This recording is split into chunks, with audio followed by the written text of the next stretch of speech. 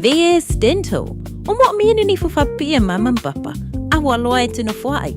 E athe valu se lawi wa iwa le seti tai ni fu atoa. Ioe. Tele mai si fapitoa. Veni mai loa le VS Dental i re o lua lua. O no. O. O lua lua. O no. O. Taraflava o David Tua le nei. Olo e whaafonga mai pēi le Radio Samoa. Tasi lima i watolu a mo. Samoa i manuia lau whaafonga ma lau whaasausaunga.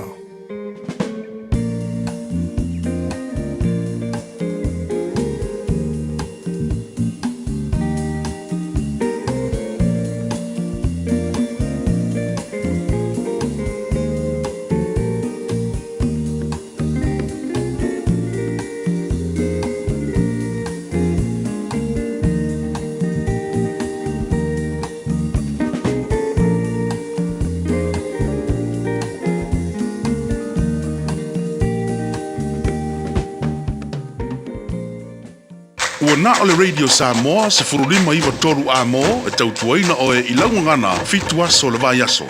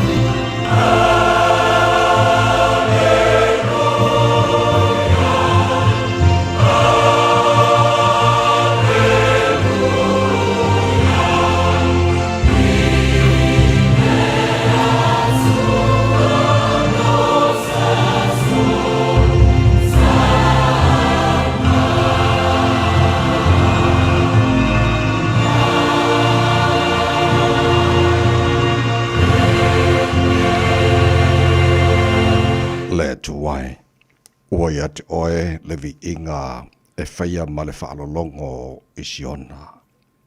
E avatua i ate oe le mea na tauto ai.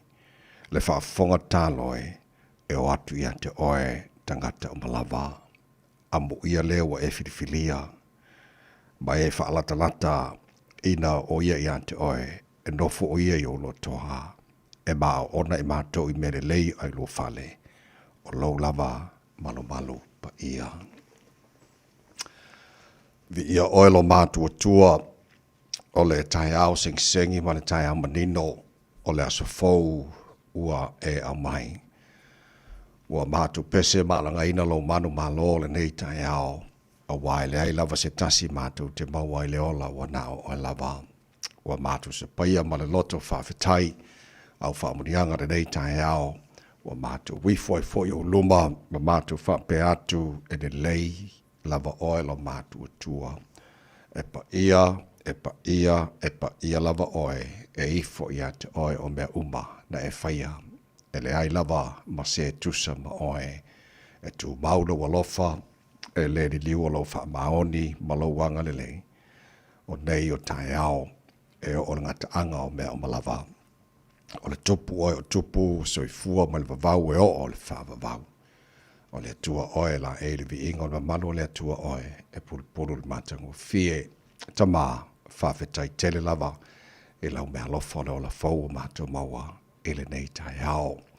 Whawhetai lo lofa ma moli ma tai mai le fōlaunga le atunu le nei fo i tai au sengi e whaapopol nei aso fau lo lātou sui fua mo le mātou ni yola Mātu au li ai ia le nei aso lulu wa lua se fulu ma le lua ia aso Aprila.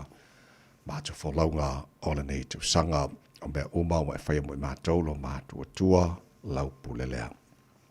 Mātu malanga o le nei aso, tu nātu o ao ta mawha monmone si e tau te mai le mātu wholaunga o whai nei.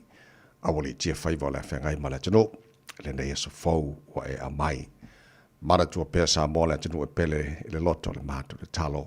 Manuia le tino manuia te itai o Samoa, na i o mātu tangata uma i le ngata i Samoa, o le lala ma le pāpa awa iso se vaenga o le nei lalo langi.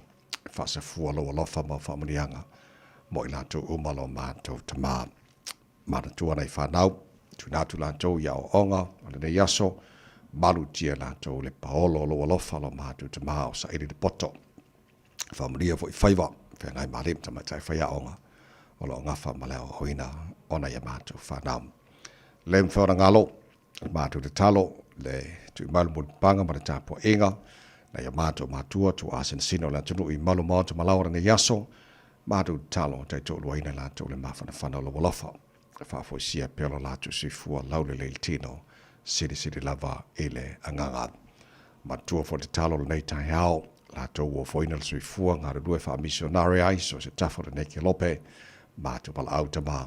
Ia leo pui la tau so se atunu o nei lau langi o loo ngā rurue wha misionari ai. Ma le tala eino lau whingalo nei yaso.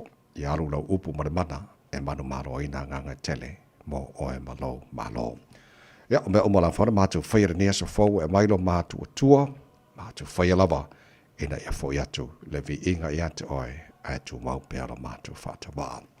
Ta māwha mon mole wha manuia mai e le tau tua Radio Samoa le nei yaso atoa. Mātou wole, mātou mala au, i nei mea malawa, e ala le suafa mana malo Yesu Kiriso, lo mātou ni mora mātou whaola. Amen.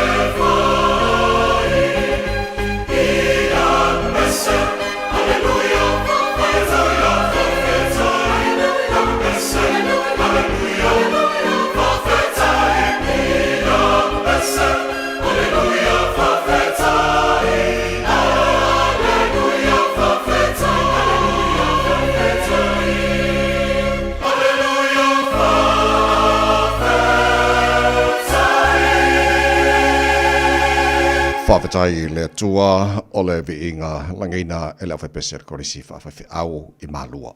Le tautua mo Alberta Samoas Whalima, Eva tolu a mo o tātonu le Julai ono.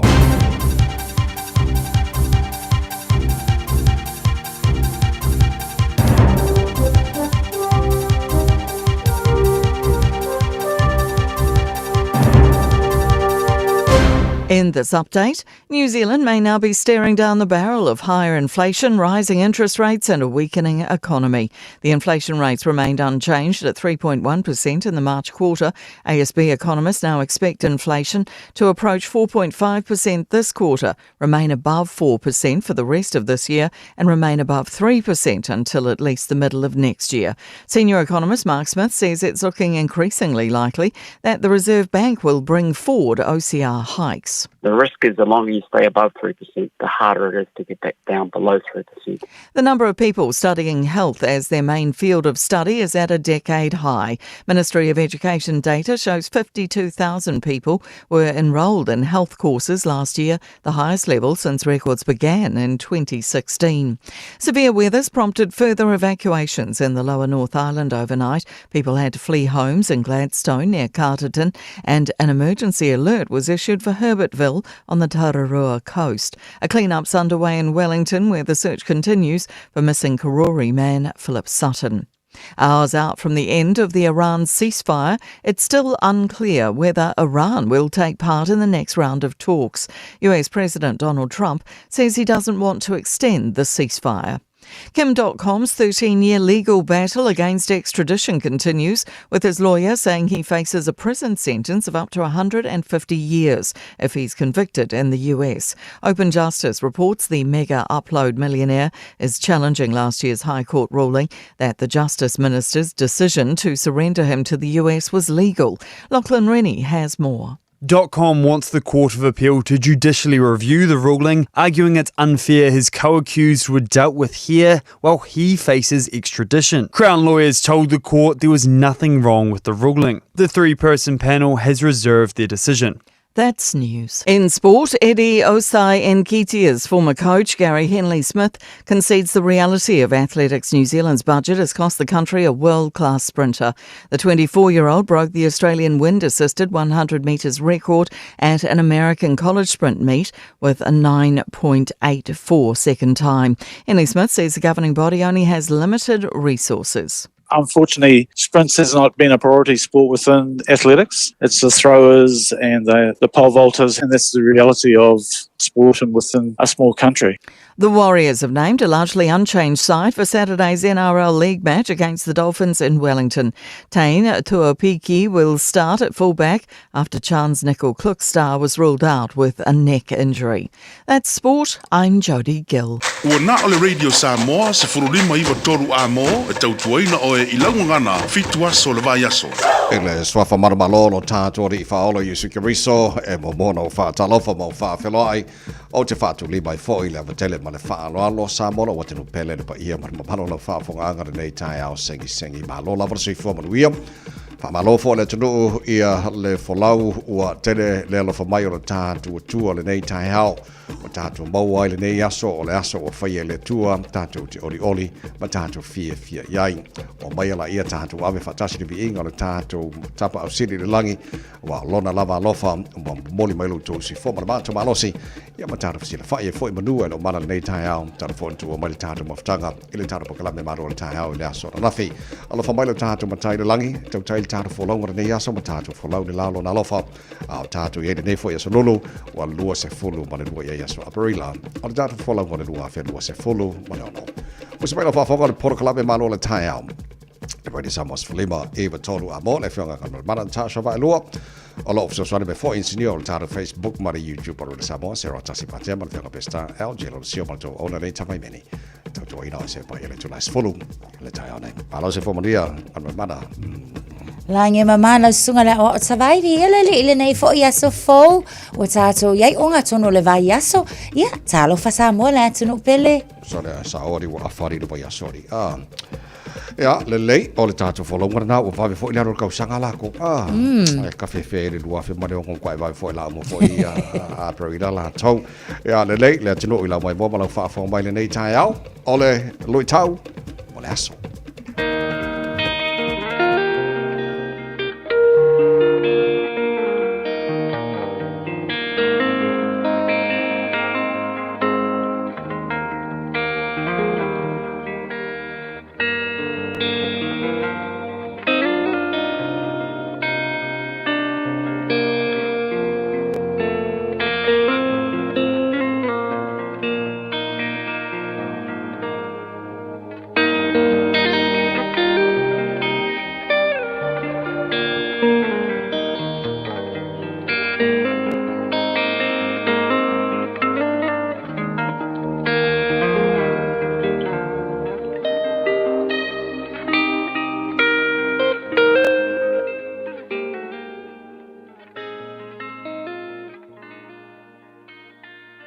lu I tau mō le aso. Tā ofi I le mea e lelei. Keep what is good. Mō mua te Salonia, lona mata upu e 5, a o lona foi upu e 15. Ia outou, ne I tau iatu e se tasi, le leanga, I le isi tangata. A ia outou tau sisi e lea unoa, I le mea le lei. O le tasi I le tasi, a toa matangata u malava. Tā ofi I le mea le lei. Keep what is good. A o ngā lue Paulo I le e kālesia I Korinito. Na ia maua ina ai tala fia fia. Mai le faife au o Timoteo. I le alu I luma ma le solo manuia. O le ngā luenga le atua. I totonu o le e kālesia I Tesalonia. O se tasile nei o e kālesia. Na whaatu wina ele apostolo. I lana malanga whaamisionare. O se tusi whaamalosi au ile e kālesia I Tesalonia. O se tusi whaafetai I ngā luenga le lei ua whaatinoina. Ma apoa I atu ai Paulo. I atu mau lo la tau whaatua I le atua. Ma tu mau I mea le lei. Ua la tau whaatinoina I le ngā luenga pa ia a le atua. Whai maia o ngā Paulo I lana tusi le nei I le e kālesia I Tesalonia. Ia tāofi mau I lou soi fua tatalo. Ia tāofi mau I le loto whaafetai. Ia tāofi mau I mea le lei. Ia tāofi mau I le loto alofa. Ia tāofi mau I le loto mama. Ia tāofi mea le lei I totonu o tātou loto. O le lu ia Paulo I le e kālesia I Tesalonia. Ia tāofi nā o mea le lei I totonu o tātou loto. O na tupu tele lea o lo tātou wola whaatuatua. O na le lei lea o lou wā fesotai I le isi o uso a tangata. O na manuia lea o mea e te whaia I totonu o lau ngā ruenga. I totonu o lou a inga. I totonu o lau tāpua inga. O lou to alua ma lau whanau. Whai mai le lu ia Paulo I le e kālesia I Tesalonia. Whaama mulu ese mea mamafa. Aua tātou te wina I totonu o tātou loto. Whaama mulu ese le ola whaama walunga. Whaama mulu ese le ola tau I masui. Whaama mulu ese le ola tau whaaleanga. Whaama mulu ese le ola whaama walunga. Whaama mulu ese le mana o tele. Male nau I le oa, le pule, male tamao ainga. Samo ai. O le lu ia Paulo I le e kālesia I Kolonito e ala I lana tusi. O se lu I fo I lea, mō I tātou uma, I le nei aso. E mana o Paulo, tā ofi, mea le lei, I totonu o tātou loto. Whai maila na lu I le e kālesia I Tesalonia. Tā ofi mau I mea le lei. Tā ofi mau I le loto mawalalo. Tā ofi mau I le loto whaamangalo. Tā ofi mau I le loto mama. Tā ofi mau I le loto alofa. Tā ofi mau I mea le lei. Awa o mea ia. Tātou te maua ai le oli ma le fia. I mea uma tātou te whaia. I le nei fo i aso. Ai a pe a sei e tā ofi mau tasia. Se mea le lei i to tonu o lou loto. Tātou te tāru. Lea tu wai. Whaafetai e ao lava ia i mātou. O na tā ofi o mea le lei i to tonu o mātou loto. Ai whaamamuru ese o mea leanga. Mātou te mamai, ma mātou le ola fia ai i le nei o langa. Whaatasi maia ia i mātou, ia mātou fe au, ma mātou ngā ruenga o le nei aso. E tonu malele iai mea umma. Lou lava suafa Yesu lo mātou walii, ma lo mātou whaola. Ua mātou tatalo atua i nei. Amen.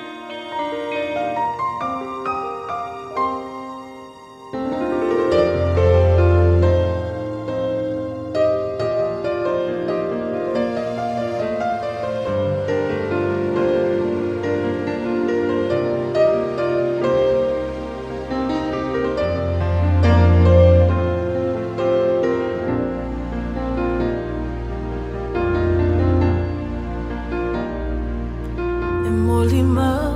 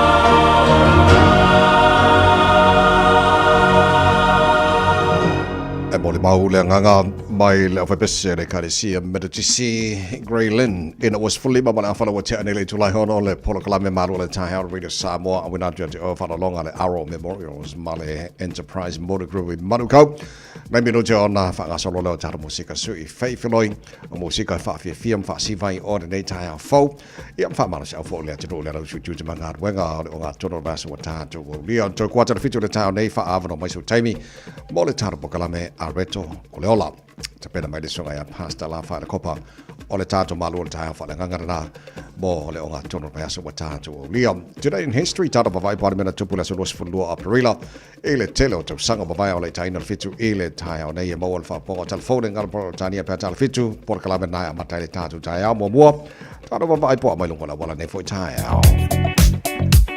Talo fa tavale lungal tato awal tele na Pauli vainga le mai tawatu lanu mumu mai o I lungal tato Westney Road mai I mangele ile anga yanele na anga yane ile malaiva alele le taimi le nei o isio vainga o tato awala o le mai tawatu lava ia o le na lava foi o lo o kilia tato awala ia ele o ye foi sfala lava tavale tau tuana ia manu ia tele amatanga o fainga malanga ile nei foi yaso sfulona minute te ale tu lai ono Radio Samoa.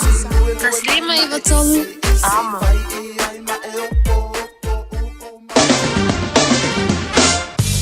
Tato babai le talo le tau pe ana fama wina la bai tau ne foi tai o fo tama ki makau au kilani no fanga fa sa longa Radio Samoa se fulo ele malu lu ele nei taimi ole tai au o winga fa ma wina le tau a pongi sa pe fa fo le malamba lava au kilani ola fa solo na awa lang de le foi le tau ele nei aso antoa yangi Maria Marsabidi mai saute se fulu maleono so le malulu ngi asori maulunga le malulu mo tatou ele so fitu lona mawala lom tai pe audio le alangi le fo le tau le telo bahanga au kilani se fulu fitu maulunga le malulu fa bawina mo au kilani ele aso antai au le bahanga yo tu anto la fa solo mane fo langi de le for rele mane ya langi le sto na e langi de le sa langi le fo la so fo ma la so na ba yaso o luma na ya to fa mabonga yo tu na mai ele avai tau ele ne foi taimi ole tai hau ya afa ga solo foi tau pakala me balu ole tai hau la am fai on tau ba bail tulang o ele tau telo isi vai ngonu sila pena foi tau sabo moni se vai nga ole kelope se fulu ba balu o te ai ya le tula e onom Richard Parker fa vi fiang o tai hau tala ina fa vi fiang o Richard Samoa tunu ga chu chama ga wenga o tai hau pesele mo ai moni fai vol ne aso Loto le tutu sa wala yona le mawa senga Wai ele poe wana upue senga dia oe Mana oi ale loto ai vai lo utinoe Sau ia tau eva ne yo peta tino nofo ile malio si o loto awane e choema salo funga e tali tonu beata so sola i maunga le vabe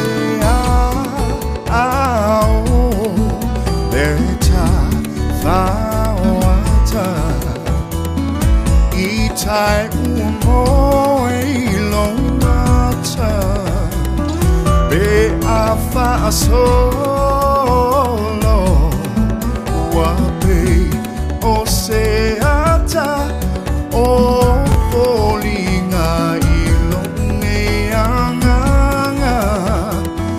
le aiseme o te mafaya na ole iunga olo fai ole nei tala emma ta utia o ole o tiu o te talia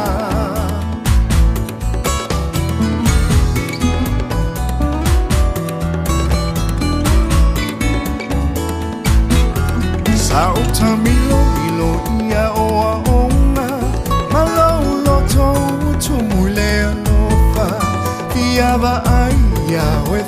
mai loa Loa whaamuli mai Samoa Lau pelewa e pole pole vale Wa e tui le utale vale Wa e leo me sai mai wha pale pale O souto pita mai le langi aue Ia e a whai ue musu ia te au A o whea fo i au tala mana i au Ufa a mawhana whana O lene ua o sia A o lene ua le betia Talo whaelo au sama whamau Ia la pele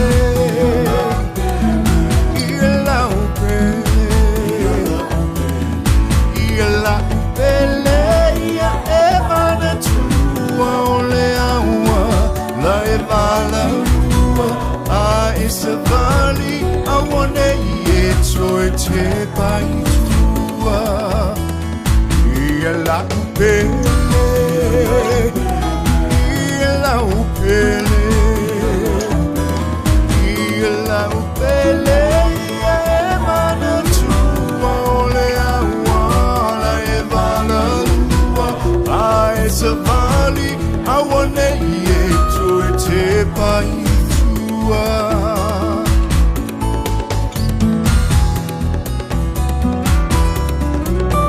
Hei, hei, ho, malo. Los fulua le utia le tulai ona le pokalame malu le tai au le Samoa. Mona manatu mori le nei tai au le lo famalanga le le tar matai le lang ko ke pa ngar ka ko pokalame lo fa tar fa mai kan mana nei tai au. Le le la poasa malu se fo manu ia fa fonga mai e sini Australia. Fa talo fa mai I nai ainga uma ia fa pena fo I le fainga wenga le tua ma lo fa tai lava la poasa ia le wo memori o lo fa anga le fainga wenga le tua ka kalo mai boka ko nei aso asio papa sa pidi male Peter Stowers good morning sir ma lo si fo monia nei tai au Pauli ma lo si fo mata fai Tanielu good morning ma lo si fo nei tai au fo fa fo wina Tanielu oi le si vaenga le fo ki kilo ge o fa talo fa mai nei tai au tu ma lo Sam good morning sir lo fa tu nei tai au Fatima ma lo si fo ta vita mai si vaenga o sot ko ke mo ia marka ko ai ngari ngai kai ori ia le lei sinapi ave sorry good morning ma lo si fo mai ava Simone Talia e pe moale to le fo si moti uso lo fatu melpong sorry ke ba kona la popola wa skari ia so ia malto telo tatu pa anga fa tana fa mai Simeona Suena miu e fa mosa Radio Sifa good morning ma lo la versi fu ye ke ya wanga lo ku sisi o lo fa fo mai ia nga ele fifi mai le ya mato ai good morning we am fa tel fa tsi mai ba fa tana fa bal tara po kalame nei tai au ona nafi sa fa tel tali ai ia le filfilinga al fa tu year le national po le ale tulanga o ia ia le latu te tai ma finagano le koka sa le ale national pa wa tau na sul te tai pele ai it looks like it tele ana maenga sa fai on ale mai na sa nafi e ia foi mele mautinoa ele fai foi na lipatia le media ia ona le fia tele noa ia le te tai o national ia pol pan bia foi o nisila ina o mai ane fo ia fontanga na sona fia tele lava fo ni tu na lai ia ona a fuale tu langa ile to e tau mafai fo ile le sa ile ona na ia lava fo ni fa am talanga fo i mai nisi lava fo i ole party ile tau mafai fo ile ina ia to e ilo matilo tilo atili ia pe fa amata wa te sa ona suilo la to tai talu mai lava fo i Paul se pe ona sila fia le tunu o le lava o fa nga solo lava fo ia fa nga palo tala iti fo ia I lunga o pengas whailangi o lo mai tawi nai pea le pa upea o pasene ia ale tu ale national ia le ngata foilal na preferable prime minister o nisi ana vaenga o leana ia so e ia la nai nisi o MPs I tala fo o le vai aso e to alima lava la tau sa langa langa ina le tu langa le o le fesilingia ia o le tu langa o le pale mi o lo ia le taimile nei po le tai o la tau pati pe tai la ina o mai a fo ia le ala tau lava tala noanga mal fainga palo tala tau pātia nafi.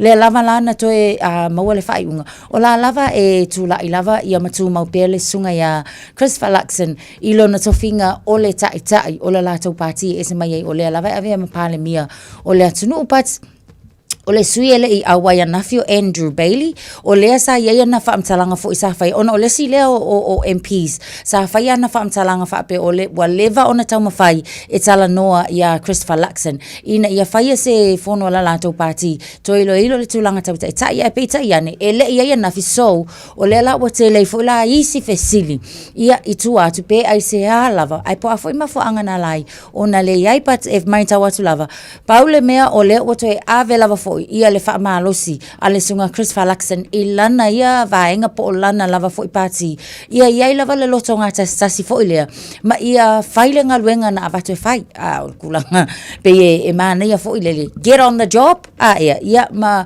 ia tama whai fo I lele awangi I koe kau wha ia kau fiofia le liki kua whaamtalanga awa o le tūlanga lea o lea na ala I fo I na tele lava fo I le ngungulu o lunga o pengat whailangi ia ona o nisi lava fo I mai tutono le pāti o lea ma whai na tala noa fo I le langa I whafopa e wa mana ia fo I la lea tūlanga ua toi wha manatu fo I le pāti ma ngai ra kau whai ngā lulu e whaatasi ai ai ni me wha le tonu e kawanga swala upule tonu le pāti ia ngai lo le au mai whafo ai le I swala upule ina le lato pāti au te lol ta sina vai ngana wha manatu le te tai ia po le pandemia fo I New Zealand tu sina ve maulu matutua Christopher Luxon e le pāti nafi o mea le I mautinoa na nafi o le web ale national Stuart Smith I think ele awai fo nafi ana failan fa noi ona se tasi o fontanga fa pitoa sa tau awai o mea fo ele mautinoa peto fia na ioe e tu maulu lango ia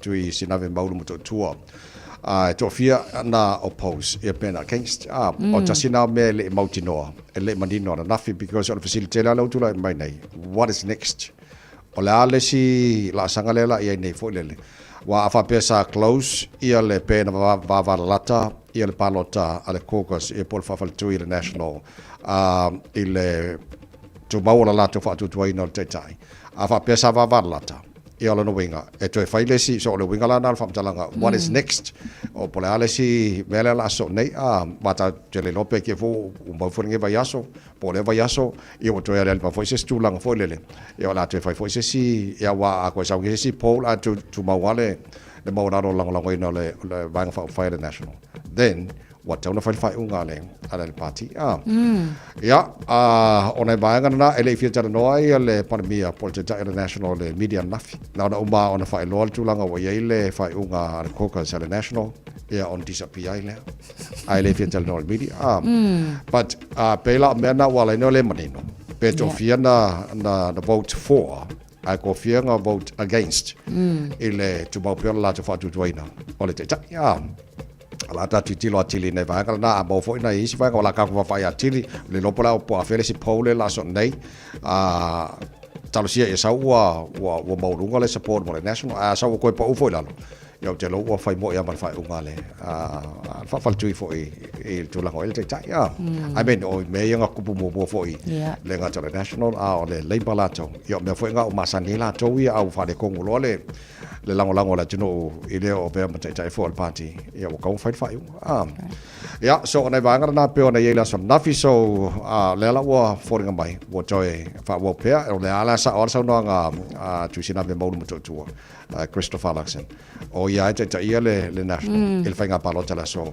as fit no ve ala kako titilo atili ai ole nafi foi sa fa te ile inflation ia po le tulanga o ia ile titilo o le inflation e tu sole titilo ile CET o tau o loa fa tu sanga tu pele tu o lai mo so the rise in prices for goods services across an economy over time e ta watalam fa tali le inflation po la tu langa i po lunga po lalo looks like elise swinga ma o lo fa dia fo ifina lo economists ya po la tu la vatu la tu malama ile tu langa il tama wainga ya po la wainga le luma po le si taimi le la fa tali fo yese le si update on inflation to New Zealand so ile expectation operations fo ile te tawana o mai le se kwatale nei o tau alui fo ilalo po o tau no pa u le lua te si male valu peta iane lai le se pa u o yai a le ona o le toisi tia so o le taimila nei le tato inflation o lo yai tolu te si maltasi percent o lo yai o lo na winga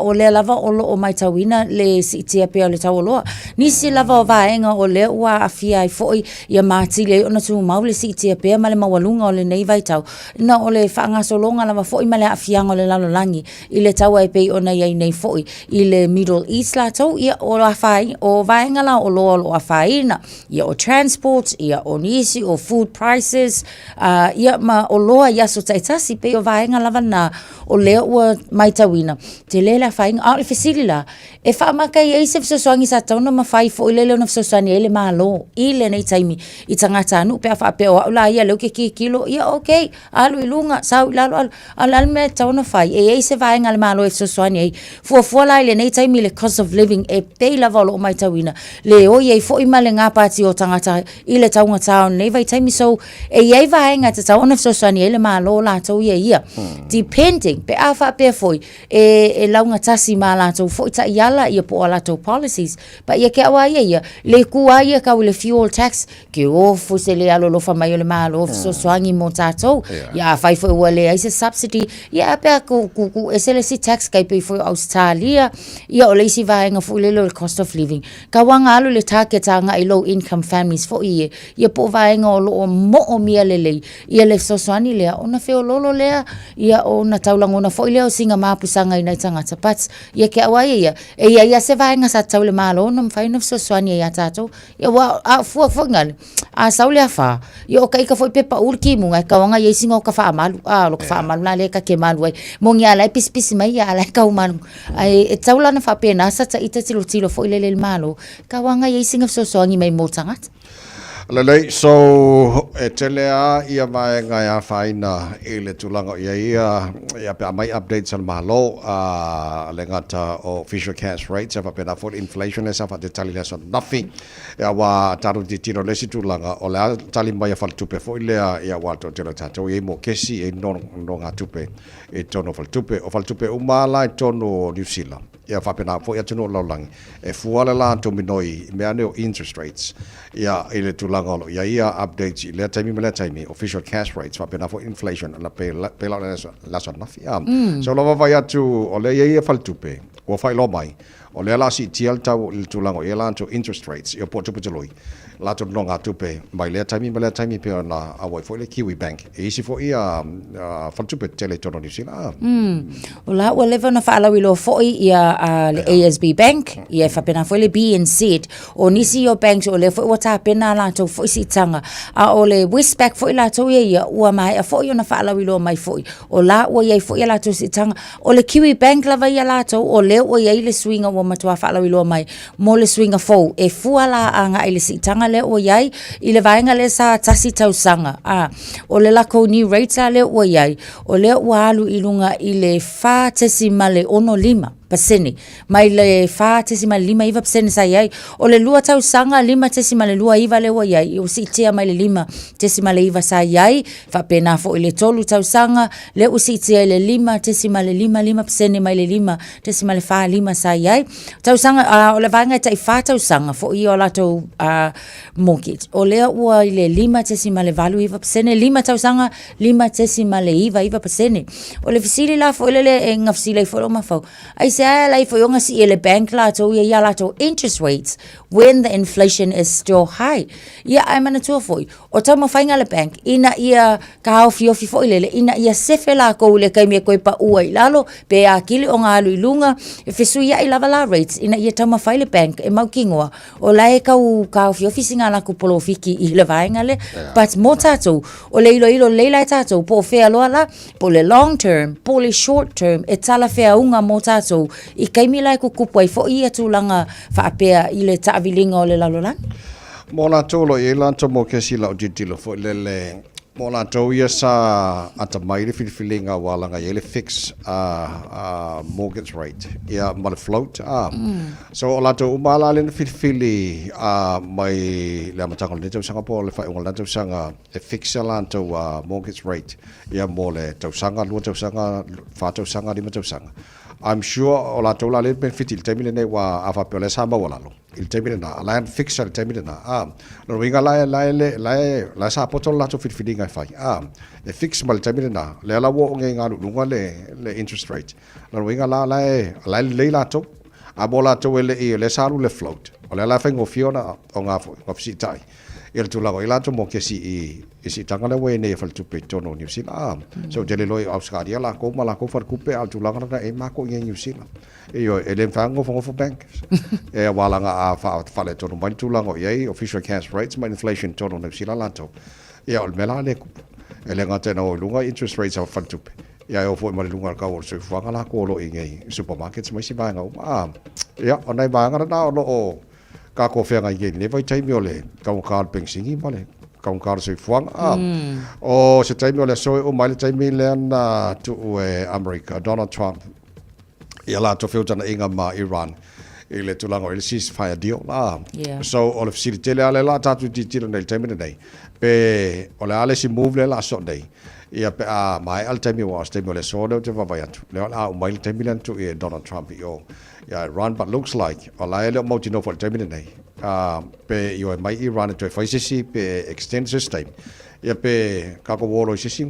ba hanga la o il tu la ngo ye ya wala ko ki kilo kwa I u le omba tu la fo fa unga Donald Trump lanto o monor kaimi ya we nga po muinga Iran mela la so nei ka do fai ka fe angle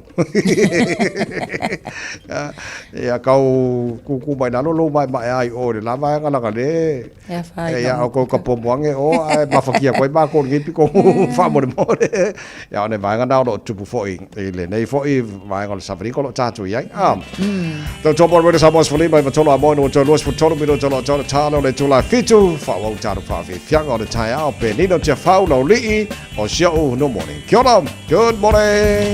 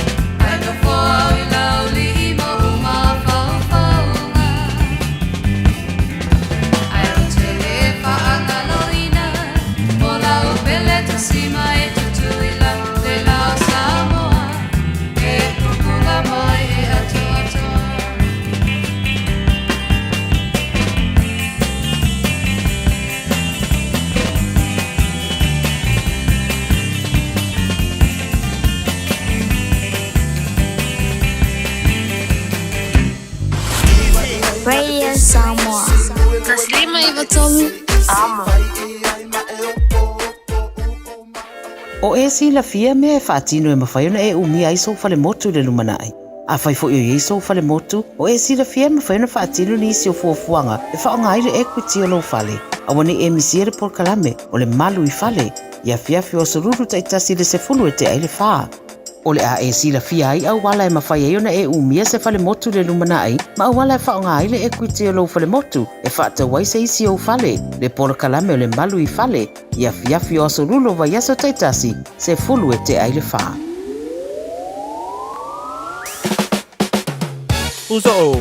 Oso. Son, fe o kausinga iau makari I la manga iau lau ka vali fou. La voi a museo uso. Bye. On the Enterprise Motor Group man ka. Wa uso ia kai awangi. Lei yang whakamoe lau whainga duenga. Ai o akurea fiafi wa show lau ka mai lunga lau ala. Ma o ma koenga ka vale. Piki apu SUV van. So koenga ka vale ha. O fet faltava. O le lima ongo fiku Great South Road man kau. Pe vile le over se lau lima o rua konfa.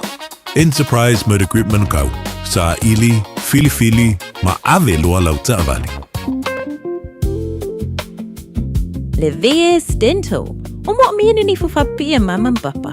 Awa loa e tino fuai. E athe valu se lawi wa ima le seti tai ni fu atoa. Ioe. Tele mai si fapitoa. Veli mai loa le VS Dental I le o lua lua. O no. O. O lua lua.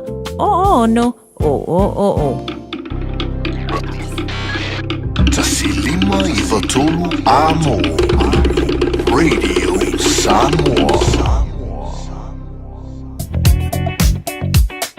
Apta vale le na lavolo o le leilungo le tato a wala tele na pauvaenga o le mai tau atu I le tato a Northern Motorway le taimile nei o ina Constellation Drive anga yani Esmond Road valnal vaenga o lo o mamawhai le traffic I le taimile nei lungo le tato State Highways fuma leono na lava o lo o feo lolo le taimile nei just on the westbound mai I Newton Road anga yani Point Chevalier paule na le vaenga o le na o te le vave foi ia mamawhai le taimile nei lungo le tato luas fulu a le taimile nei a northbound o le mai tau watu Kirkwood Road mai I anga iatu I mangele pe o le vaenga le na o le faisi pisi le taimile nei malanga iatu lungo le tato State Highway lua se fulu on the southbound o lo mai tau watu foi ia o le anga iane le na I le malaiva alele George Bond Memorial o le lava mai tau watu o le vaenga le na anga iane le malaiva alele faisi pisi mo tatou aveta avale pauna o nei vaenga o lo mai tau watu le taimile nei o le na walanu mu fo ile lungo le tatou whaafanua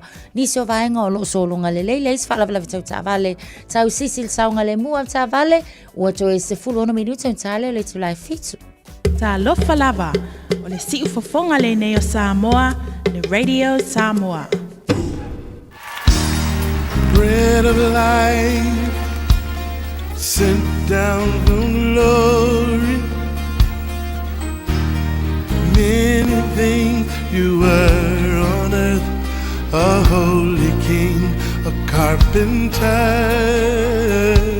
but you are the living word. Say it now. Come on.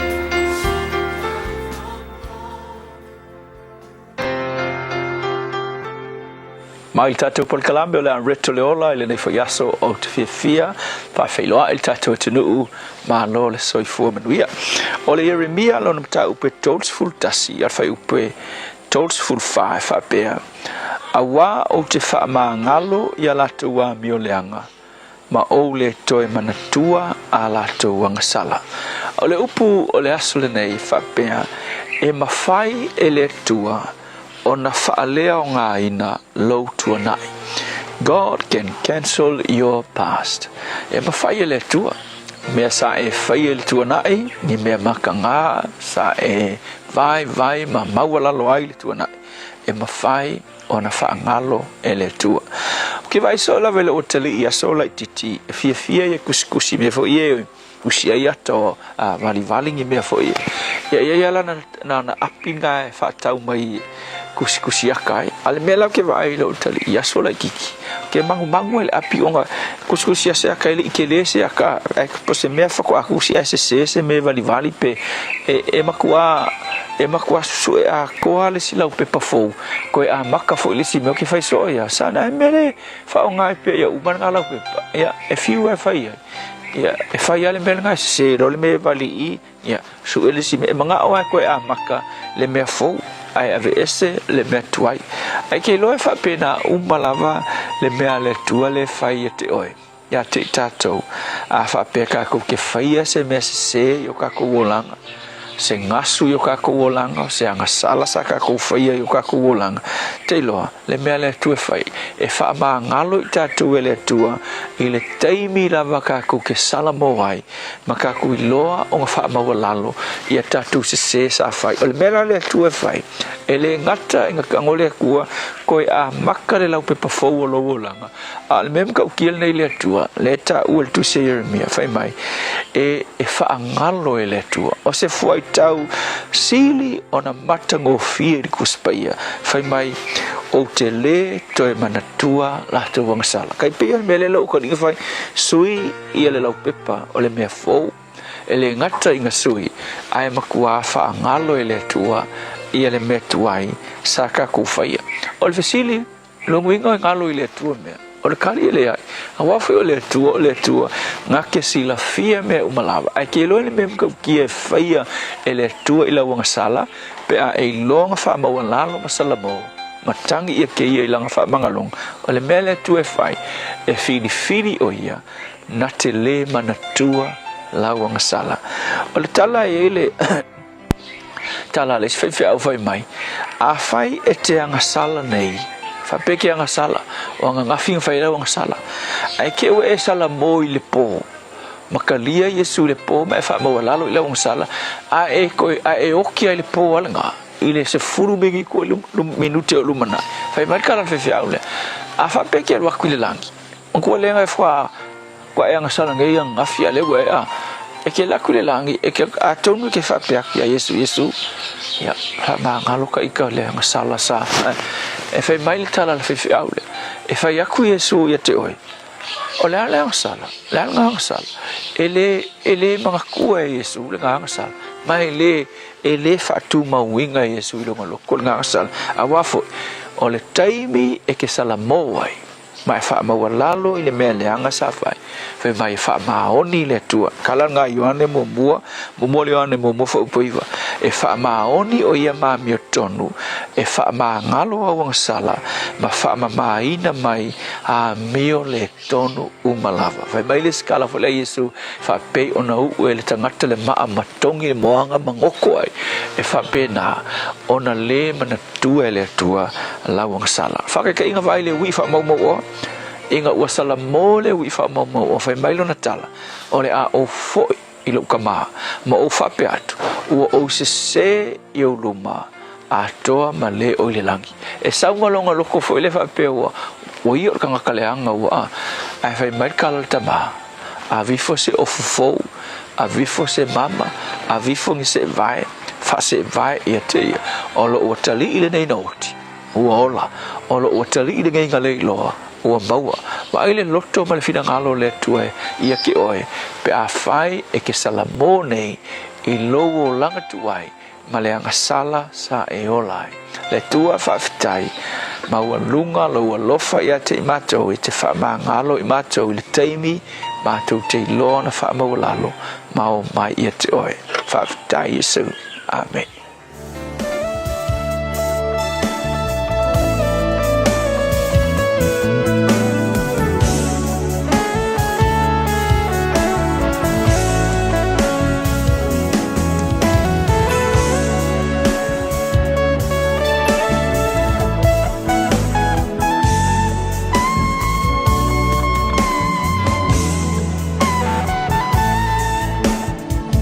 No ola atoa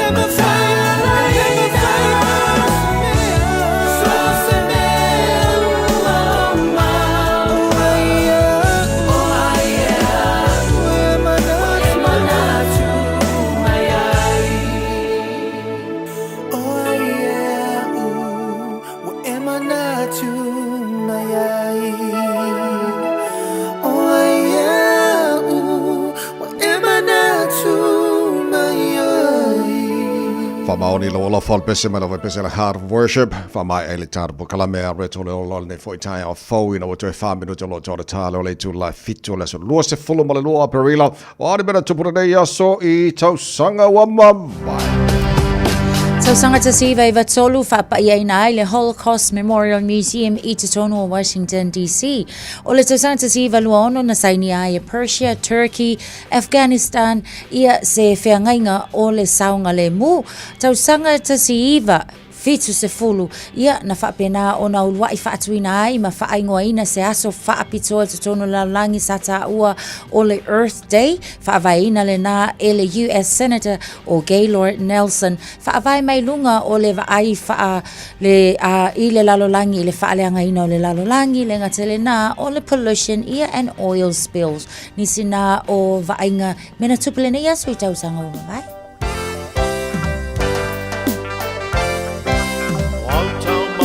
Nei sa moe ma waile malo si atoa O nai fingo ta lava mai sami e te le maua se tino mai Tu uia mea ai tu aisa Wata umata fo I le halaisa A o si fua uli lava male whangu sea E saena whainga mea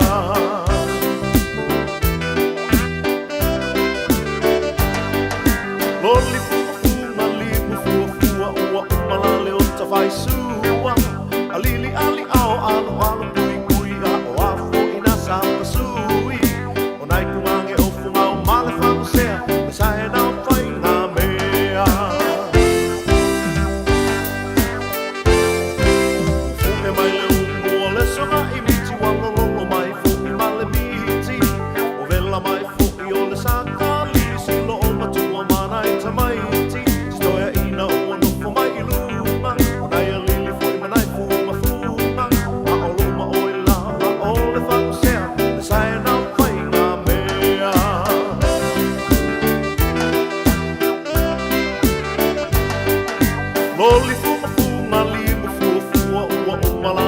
Fai sua alili ali ao alu alu kui kui a o afo ina sapa sui o nai kumange o funga o male whangu sea o le sae na whainga mea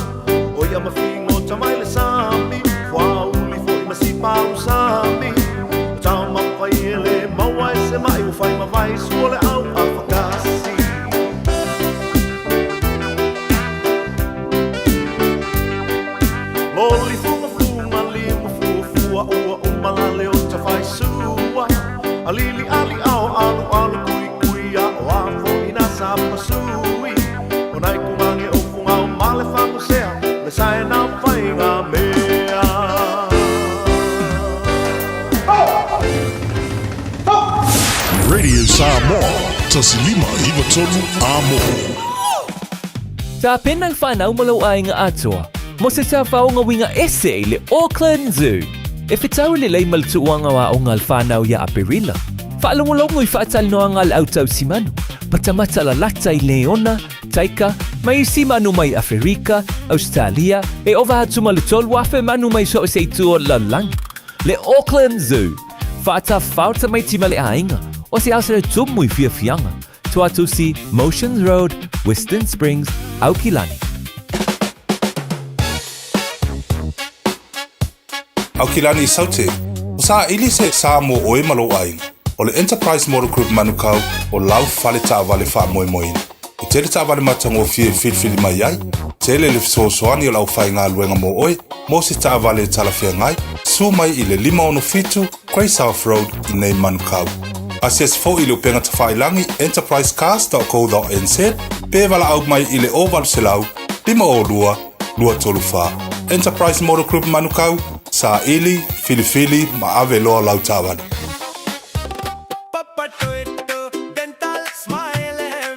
O ti ngana unifo. Whawape nei loi le Papa Toe Toe Dental. Ma whaongalau Community Services Card. E se iai lo nifo i le nao le fase fulu tala. E whaia foi nifo auroi whaai ila ai lau smile. Susu mai pe wala au mai i le Papa Toe Toe Dental i le lua fitu valu whawalu tolu o le tua tusi tolu fitu lima Great South Road Papa Toe Toe. Papa Toe Toe Dental. Smile every day. Baby, lo mai! Hey, hey! Oh!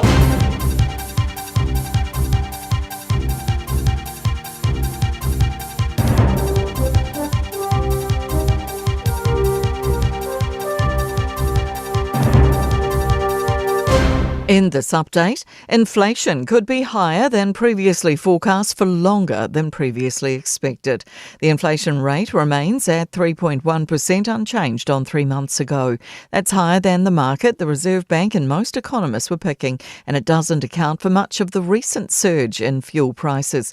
ASB senior economist Mark Smith says they now expect inflation could approach 4.5% this quarter and remain above 3% until at least the middle of next year. Our numbers prior to this were inflation coming down to about 4% at the end of the year. To be fair, that's almost the best case scenario. Hours out from the end of the Iran ceasefire, Iran still hasn't decided whether it will send a delegation to tonight's peace talks with the US in Pakistan's capital, Islamabad. US Vice President J.D. Vance had been due to head to Pakistan for the talks, but the White House says he hasn't departed yet. A renewed push for nursing students to receive support for work placements as enrolments in courses hit a decade high. New Ministry of Education data shows 52,000 people were studying health as their main field of study last year. Nursing enrolments have peaked at 17,800. Nurses Organisation Student Unit Co-Chair Pohairi Whare says placements remain unpaid and often full-time, and students must cover associated living costs. If the government can look at paid placement allowances, travel and accommodation support to tertiary providers, maybe some fuel subsidies and better local placement planning would be great. A milestone for New Zealand's southern dotterel population, with the predator control operation proving a success.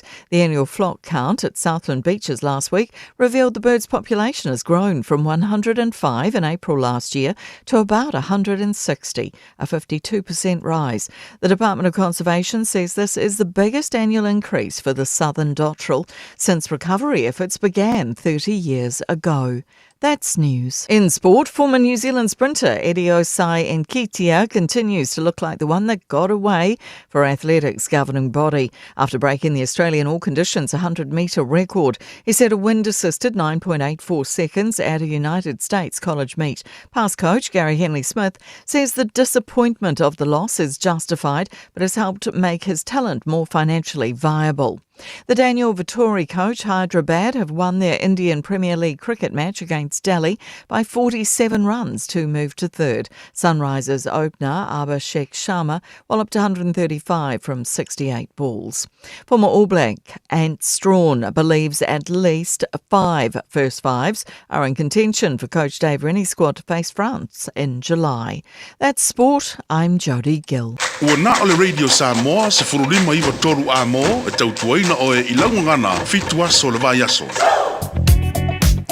Nei vaenga fo ia tavale lewa mamafa le traffic mo tato o lo mai tawatu le nei taimi State Highway Sumaleono faisi mamafa mai Cumeo anga iane Westgate and Te Aritu o le Southern Motorway o le fo i mai tawatu State Highway 1 faisi mamafa mai Drury anga iane Takanini and Papkura on the city bound Hale Road o faisi slow mo tato i le taimi le nei le anga ia tulunga le tato State Highway 1 on ramp mai tawatu o Neva Road o le fo i lo faisi PC le taimi le nei o le tai au ia e mai selanga ia tulunga o le tātou au wala lau papa tātou luas fulu au le mai tau watu faisi pisi me le vaenga le Kirkbrick Road anga ia nei nai le vaenga le nai mangele ia male anga ia nei anga i le male vaalele mai tau watu ia o nai vaenga na o nai mamafa le traffic mo tātou manu e tele whainga malanga av ta vale wa 5 minuti te aile to life fit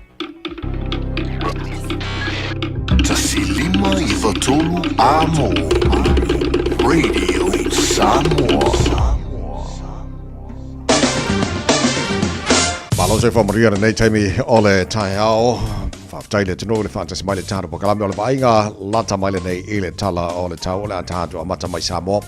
E le nei taimi ole tai au pa tu le langi le mail tau Samoa o te balu Samoa. Le vainga ole tai au o winga fa ma wino le tau le tino ole fa solo langi le daily tau. E awa e ni so taimi se va fo ni so vainga Samoa la pa o timu. I ronga tono neva yaso, tonu se furu maratasi degrees Celsius mo lunga de bebela e Samoa. Fa ma wina mo ne so lulu. Lo se malima e lona mawalalo. Ya, e leo te mau na tatu so tai le Samoa. Tata noanga masani marasui o tatu radio Samoa. Ia so lulu vaste tasi. Manato la fala tele fo i telo ni se melo tupu Samoa. Ya ma se vainga lata mai. Ale awa i tau i Samoa. A fa mamonga online o fain ma wale tatu Kalame. Nei taimi o le tai au. Ala mano foi fatalo fa toile por Kalame. Panga u malava. Ala malu le tai au. America Samoa fa pena foi Samoa lungo le Facebook mari YouTube por le Samoa. Ya balta tu wala leo Samoa FM 106.1. Malo lava. Ya le soifua maruia se maltalo le tau. I New Zealand nei. Vai atu i le motu i Saute. O telo vai ngor motu i Saute. Invekan ko la langi le leile tau mo tau le sos futasi mo lungo malu lu Queenstown. Fa solo ina langi le lei awa ni so time is futasi mo lungo malu lu le som. Langi le lei tau Wanaka futasi mo lungo malu lu langi le lei Alexandra. Sful lu mo lungo malu lu le so. Wa tu timaru la fa solo ina una wanga langi le lei fo i le so futasi mo lungo malu lu fa mo wina. Kai chorus ful lu mo lungo malu lu e awa pa ultimo ni so time. So video ang malo si mai. Ini so time le tu langi Saute. Blenheims fully mo lungo malu lu pa ultimo e ni so time le so e le baba tu Dunedin. Ola fa solo foi. Una wanga mama ni so time fa solo langi le leila oli. Male afia na nei. Ya male ayo kara stete malo si forma ria nei tai hao.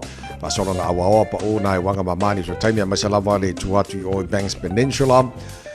Malo sila teacher sa vidi mai Saute ni so time o le afia na nei se fulu mo lunga le maru lu fa mo wina.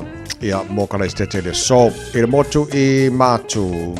Alo te va ya tu ye ni so vang alo ye ni so lapta inga nei pia. Malo se forma ria nei tai hao. Alo ye lapta inga mo timunga malo si heavy rain watch mo nei pia.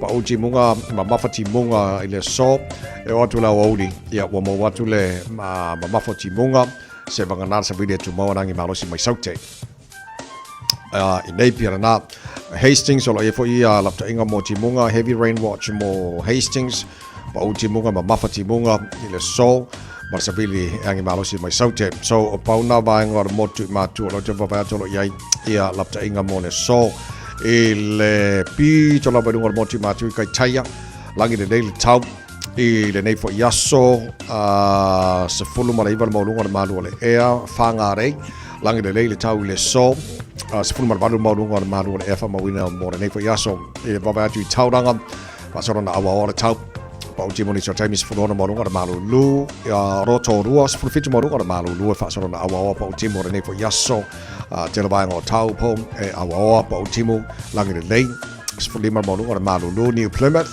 langi de lei tau mo to pa utimu le wauli sful tolu mo lu o malu lu fa ma wina mo so Gisborne sful fa mo lu o malu lu pa utimu ma ma fati munga e ni so taimi e le te la vainga o Masterton o la pa o fati munga mo to le so sful tolu mo lu o malu lu Palmerston North sful lu mo lu o malu lu langi de lei tau awa e ni so taimi o le so Levin langi de leil tau mo tos fun fal mo lunga de malu lu le so la mo Wellington e malo la versi fo mo ria nei tai hao la fa solo na awa pa una wanga ba Mount Seville maro sila titia mai le tulangi Saute ini so time le so fun lu mo lunga na malu lu fa mo wina mo Wellington e le so kiri do maro si fo mo ria langi de leil tau mo to le so fun fitu mo lunga de malu lu pa fa fa sala radio Samoa tama kima Kono au Kilani e de longa nga mala mo de ole a kaupong sa mai va fos fulu lo el maru lu ele nei time ole tai au tu mau winga langi le le tau le so awa oni so time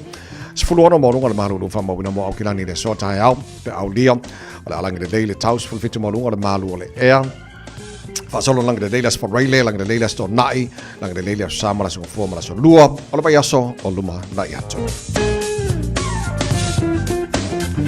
Fa mabonga o manau tu ina mai lava tau nei tai mo le tai au le tau tō mo le mele sa mo sfalima e wa tolu a mo se fulu mo le afalo wa te anei ia le tu la fitu o le simele o mau o bai tai min nei ngal balbana mo kelo la nga o ia a fe aku o iri ka ngakari le ka ngakari o le me o ngi soi fuanga tatou a mela mari ai se o nga o ia e kusa e ka mo o i fai au ka fo leo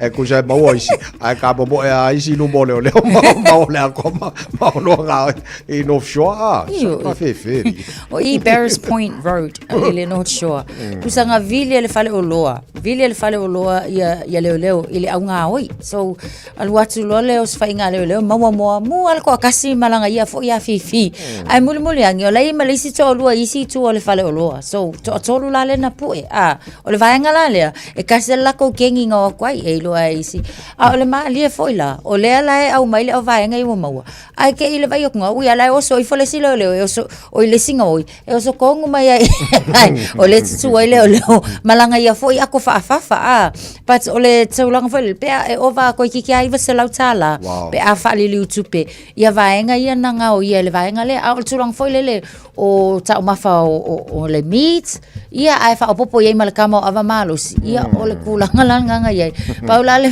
o la langa mawale o le vai nga lai o nga waku o ai mawai mal suifa o popo la foi nga waku o e fai langa ia sa mo nga o le vai nga la pa suna e mali ke le fo ia maka a kilo ia ese ale o le me mali nga fai le le lisel to tolu le o le foi la na mawale ia le la ko disile nga o malato e foi le fa mo nga o ia ja, te lo le tala fia fo mo le supermarket o le fa fo uma o lo le nga o la bodi se bangal ko kasi le pe fa si sawa ke e ko jola nga o ia ga o e ko je sawa ko kasi le nga fiu le se e kuri sa se un ka mari fo winga ki ka nga o iri ya malo ale makukua ia fa lima fiku isi ka fauka ya langa fia ai mele le fo pele se kupe malolo la al me nga fa mana jo joy vai fa nga le yo ku ma ka nga le ko ka pisi pe au ki kilo mi se para ka po kala me ola mane ko ka pisi mar ku kama e nga fiwado ba nga la o yang e or ka supermarkets ya la ke ku ni ya o show fa ko nga ya ya bise lu makwa fo ngalo ai wala sa samal mamo ele singa mai kusal ai mamo e ola ai mamo e ola foi ai deng ya malo ola si vang tol pulo l'official tutor tono le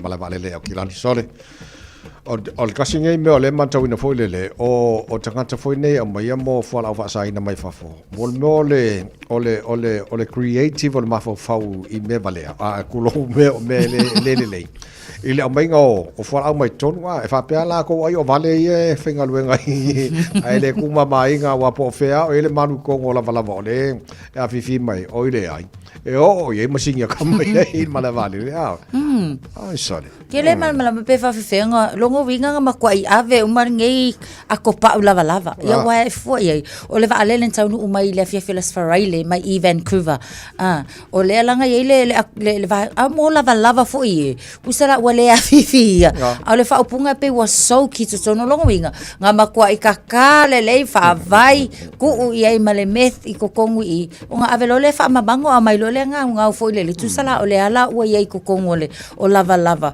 ye le aisan ye le va nga le lo fa saina ai o sulanga fa fa ai pe on sa no le sunga le o nga o le maua o ngei mea a ele I o mai o ka ko lau ele fo I streets ma avatu I tupulanga mai la ko o e fa nga ina ia wa mangkola 26 items of clothing o longa winga e makua I kele se kupe o maua I kele ma le fa inga fo le maua yo la to fa nga ina ya le na o me ese manga o longo kupur nge me kai no e se vai a gelo ko to kapela wele nge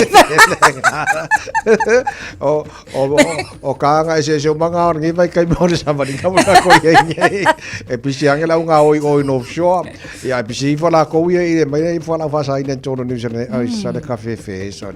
Ia le lei vai mau le lei al file mo Yesu lo loto. Pa pena foi malota loto. Ia mato fi malie lo manao.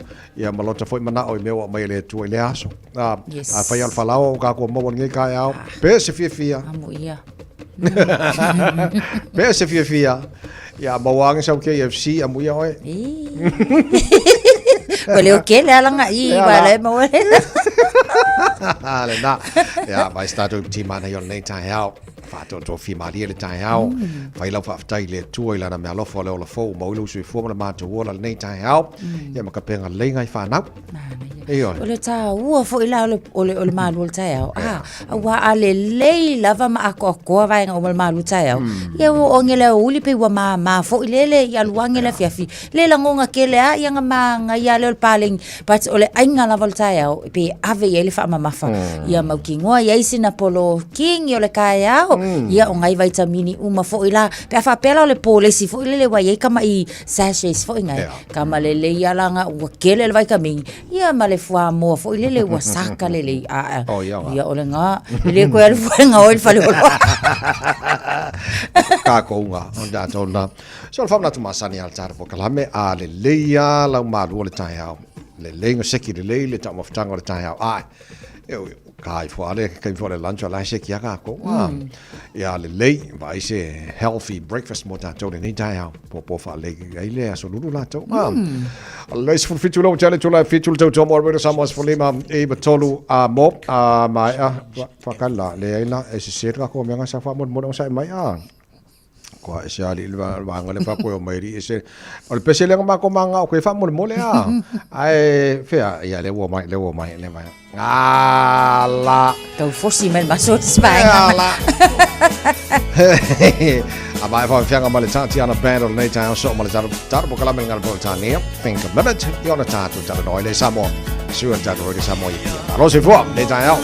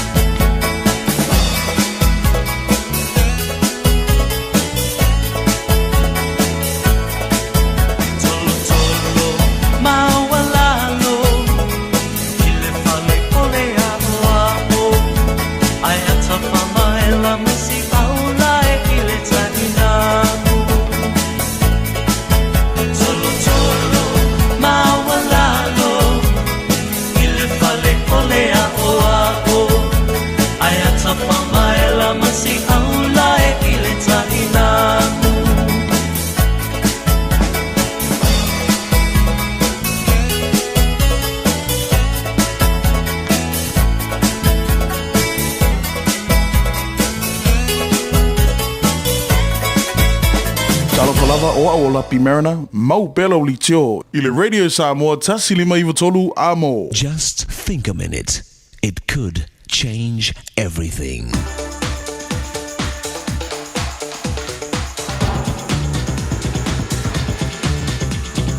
Think a minute. When she was born in 1874 in the European nation of Hungary, Kinsum definitely did not look like a champion racehorse.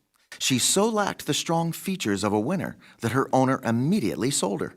Kinsum was the new owner's least valuable horse, so he put her in the smallest, darkest stall at the end of the stable.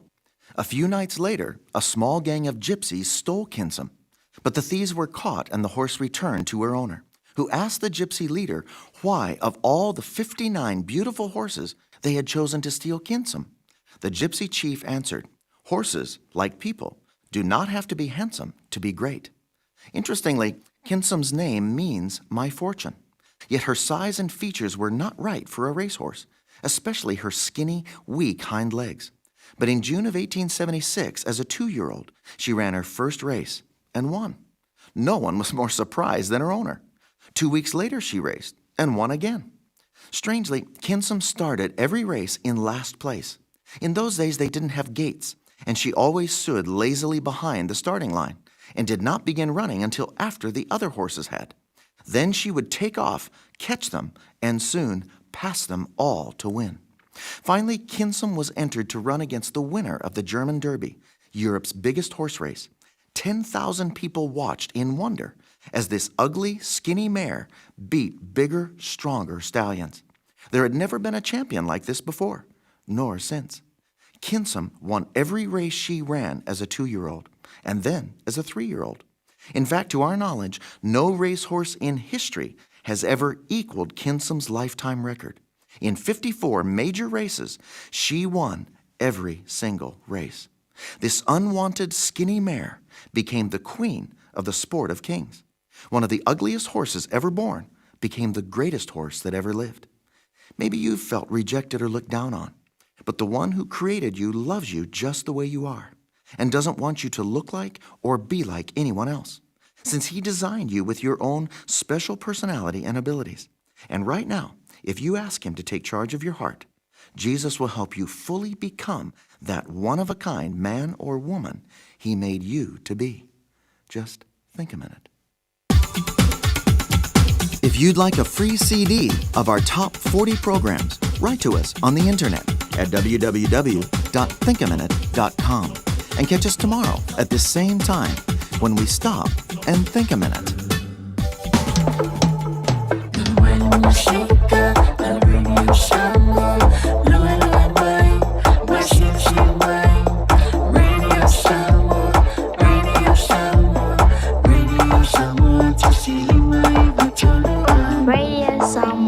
Lua se follow male tolu wa te aile tula fitula nga tono nei vai aso ngal man mana fa tas mai foi le fionga le alo le suel ta to read some boy pia ya taru tal no fa tele melo tupu i Samoa o nga tono nei vai aso Ia fatalo fatu I lau fionga ngal mal mana le nei fo I tai au vi ele li ma walo soifua le nei fo I aso fo Ia, soifua manuia lau fionga tau sala fa pe fo le sunga ia tabai One sir fatalo fo isi o tatu mutunu Ma lo fa te tele fo ngal man mana mo le tau to mai le tatu ngal wenga wa afal tatu ba yaso le mata watu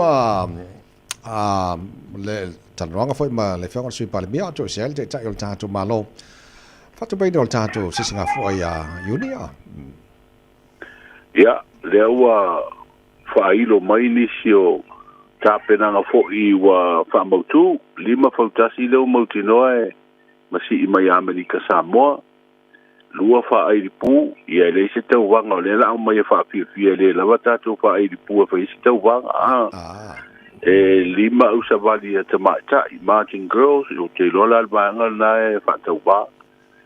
Ia, matato fuafuanga le talolo na sutasi fioanga na whatinoa le talolo le mo le whamoe le umusanga o le tato ofisa fo le ofisa o le fono a ofo I tula fono le fausi o le temi nei. Salo o atu I le ia uni ua mai a le o le whale na ia ato ai ma le maota le tua ia sui mamanu fo o le pāle mene I temi fo usu ia le fono usu. Ia nai alu whaatasianga luanga nai lua. Au tātou tasina o tāpenanga o le talolo. Ia no winga la ta sila fo le atunu ui ia la popo a fo le mai lo. ia o ia ato ai ma whaalolonga masani au ta lolo ia o te lo fo ie o le atau whaalolonga atu pe ai ke lolo fo ini se malanga mai tātou motu ia tuila manua ia wa fo ia le awai tātou whamna tuina lona su whātau sanga o le tutotasi ia ma le taula le whātu pe ai wai e tolu aso 5 miliona ia wa le whamoe moe e a whape a mata mai das whareile le solo te le po le ia au ta alo te lo au ta alo ia le a wai tu wanga o ta alonga le ngata o kitkiti o isi a mau ta alonga ia e whai e te minea e whai na le taulanga ia pia das whareile na a stona i no ta alolo a so sale e whai ngā lotu o le masani o tutotasi ia songa fua losi silfu ia alua ea leo por kalamera songa fua so lua so lulu ia rono wingo aso malolo mafuina aso e tolu ele i o mai ala se lisi ho nei po ia tatou malo whaalolo ngia e lisi fo i ta i malo tua o i malanga mai o ke loa mau tino tatou sa tu o fia toke lau e le mwhaio na misia ia le uru fo toke lau i wala u ia fo i o tatou tutotasi ia atonu e male kovana fo i o Amerika Samoa ia manisi o tatou motu tua oi ke le rope ke o saura ko ingo laksana ri ia tala sia ia langa o le matai o le matou no o ke ua e ka kaunga i ngā le ia le ke ua le ropo le si ka lolonga le ia kongo skukas sa ola ia ai o nai po kala mena le fa i lo mai ia ma le tau e fa tu pe tatou ono su fa tu sanga ia yuni okay le o leo manino mai fautasi Amerika Samoa limba o la sau tau whaafonga i fo wa yung faukasi tātou i Samoa ai pe fia o tala ia na umai mua e fitu fautasi okay lau te ai o lai ta oto i ngā te whale o tauranga ia pia ia le fautasi pou le fio anga o pia la fo te pasi mai ia fiafi o lai tum ai ia ko le ninga fo ia le fautasi na ia o te loa fo wa ia tu lungo pena te pai dan ia la ko le ngi mai tama uri sa ba ia o te le rola ia inga tai ia wa mau tino fo po ini sa mai ia inga tai e le fautasi la le senga pao ia la ta oto i munu la sa fa ina inga ruang o le ke kau fa ngono ko fautasi na ia lo e ile au wa tu fautasi o mtanga ruang le o ba ngor fui mu le fa pe o la tola e aloina ia se o vai o fese unha o pa ku le se dinga le pa masalo la fautasi o ko unha po le basta mai foi a sui mo tu ngaso fonu ho le i le pia pa ta mai e le mar ku unha fa ko nga mo so fungo ho ave venga ya o foi ku le va le masalo fautasi o ko foi ko le ngia lo ku unha nga ko se so fongo ku se so fongo ave yo wala bona aso ia sa foi tu aso fonu sa maka ia e ila ku unha fa pikoanga e nai manu ho ie ka mo ie fa nga ave mo meu o ave nga vole ta o yukale le kalolo ia la te ata wa ke la kwala ka o ko si fa si ngai ke nga va ngai mo no la wo fa le po e ale fa le e malu ai ia o tia o vai po e masalo lai fai ko ninga o ke mo wa ai o la wa ta la fa pata vo de palo malo ko masalo le va o ku nga o fa ma popo ko sa ka banga fai ko fa fai loka ia o le mo le fai lo ngol awai pa me tar si vo de ia matua mata dia komiti ia va le ia va ia nga awai e manga o se siaki vo de va ko o tu maule fufuanga malo o tai i tunga fautasi e fai hits fo lele e se ala hit Amerika Samoa ia ai ona fili mai lo va ai so ina sampin o tu maule na fufuanga pe ona suina ole o te lord fufuanga na le sa fai lo mo mai la vai le tau amatanga mai o tapenanga ia o te lo fo wana uva vai atu le tunga fautasi Amerika Samoa la to fu ale o mai e lua ia hits. Okay, yeah. Ia fini mai lo le o va o le champini. O te lo la o fausanga o fautasi o Amerika Samoa. Yeah. Wa advance mama wale tulanga la ai ba walunga po fausanga lo wa ai e fuole fausanga tato fautasi. Yeah. E mo ia la tato fa nga ia le fai pa o ile. Au te lo o foi ia la fa o te le fa nga I foi o ia tato masani. Ia o foi la le o mai ai kamanga o ia o kama ho ie foi spuni kama ho ngare se e wa o le walunga o le ole sami a le kama sa te lo la a fa pe fa ya stu unga ia tu tuila fa ta tu unga vilo mai lo ni va a vo ile ta te sa idea so pini pe ia au te lo ai se te mi wa le tu mau o nei na lai fa la vilo ai le o le so le fa la vilo ai le uli ia le tanga vai po le film po le ole okay o tato tu to tas e sa fa ele tu va nga po ele se ata ma se ngo vo ie e au tu e tato ono su fa tu sanga ai o te lo ta sinna va nga I tape na nga io tu nga po tasio te doe fatino pe luari tu unga io na ilo mai da ie le o va ai ru le tu unga sa edition pidi ala tato va vai va lo che va vai ko ele ko le ninga po ta mauri da ko jole e fai asi ma fa ko na la fai ma kama sa io I vola ka ke lo ai io vola si o man tu foi tato tu nga po ta si le ngo mai tu va umale male tu ya pai mai kama nga sweepy a ko ka ku ngai na fai io te lo la pi te fa pena la tato va ai tu nga po ta si la fai vai le la masi mai va o Amerika Samoa tato va ia ka ko lo le po feto no de pe malo si fo sang fo pe malo si masa mana ta pe ngal malo mo le fa na tuna fo tato tu ta si yuni o fa no wa to na fi fa fo le tu no e tau fa mani no mai ma to ia malanga ti fa fo o sa la fi ngo va ya la le o fa ta ti mo nei te mi fa na tau fa mani no la ti cha fi to no va nga ne o to le tu no o te lo fe tau ia te mi le o fa ile ba o le fi ona ia ma le ta penata tu ta sin to waso ia wa fa ia lu ma po kana me ko fa fi nga le po e ko kele la ba nga o ko le mai le fu ale la o nga ka I tafa ko ele vai ko ele le fi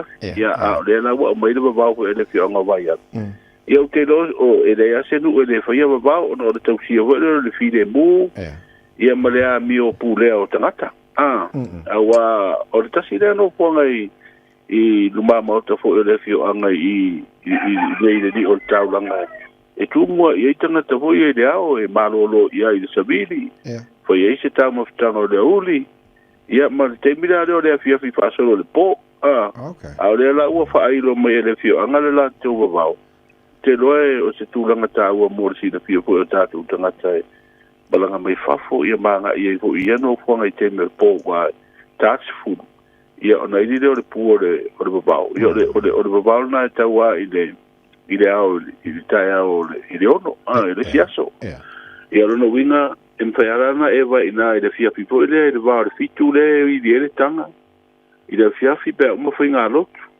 e te lo la o la tala tai le se fudu ia wa kaulong fa me wa kaulong fa me ilo ka vale o no winga awa a kuaile me ilo ka vale o longa winga wa me ide la awa leo sa ia ai taua wa no winga ia wa le la va fo ia na ai na mama bauta fo io o le fiu am tira mo fa pisawa mi se ka ko ia da o ma right e fa ia la ku fi fa pe la ku ia la fa o la ko fa le o ele mai mano fo ngo isi ko inu ma fi o ngale fi ma lo po okay ai taua ta to va ne te si ai da mi o pule fo tangata wa ele o tangata umai fi de mo e fo si ba nga ula vale ai o le baba o le fi o nga vai ala ia atonu se fa ilonga ta wale o le te usia pe o tato no fo le tau si le file mu mal fa bata fa ro le si le ai le lo fa ro o ko pi ko e sa e ve si le si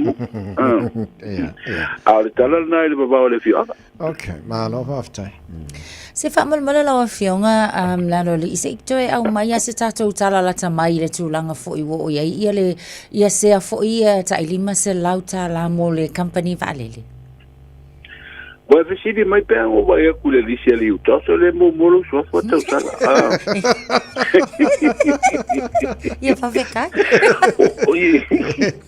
Ya wa ole fo le pena tau amata mai fo i ni tau sanga sa fa ilo le fionga de palmia tala vo le i tu el tatu tu foi meo la tu se te di ma se la tala ma ia por si le tu fo ia me se auta tu tona ta lo au ma fa mo tu fo ia tu i fa fo ia ole la sa ta pena e alu balanga alle te mai te mi sta tu pe fo ma le office de u tosi na i si la ma sta dia ma america vo le fio i mo tatu tu fa ma ni no ai ma ia tulanga ia le laua o mai fina ngalo le te mai te minista por sui palmia o le ia la vo ia faltu la fono le te pena ai ele o te milan nei ele o tau fia a fa ia na te la le fafo fia o mai ia sa di ma se lau po o le si le tu po ia fai mau sea na mai le ia te i le u touch po le fa finga ranga e o la te mi o mau tu ia ta pena nga fo tato va le ia o mai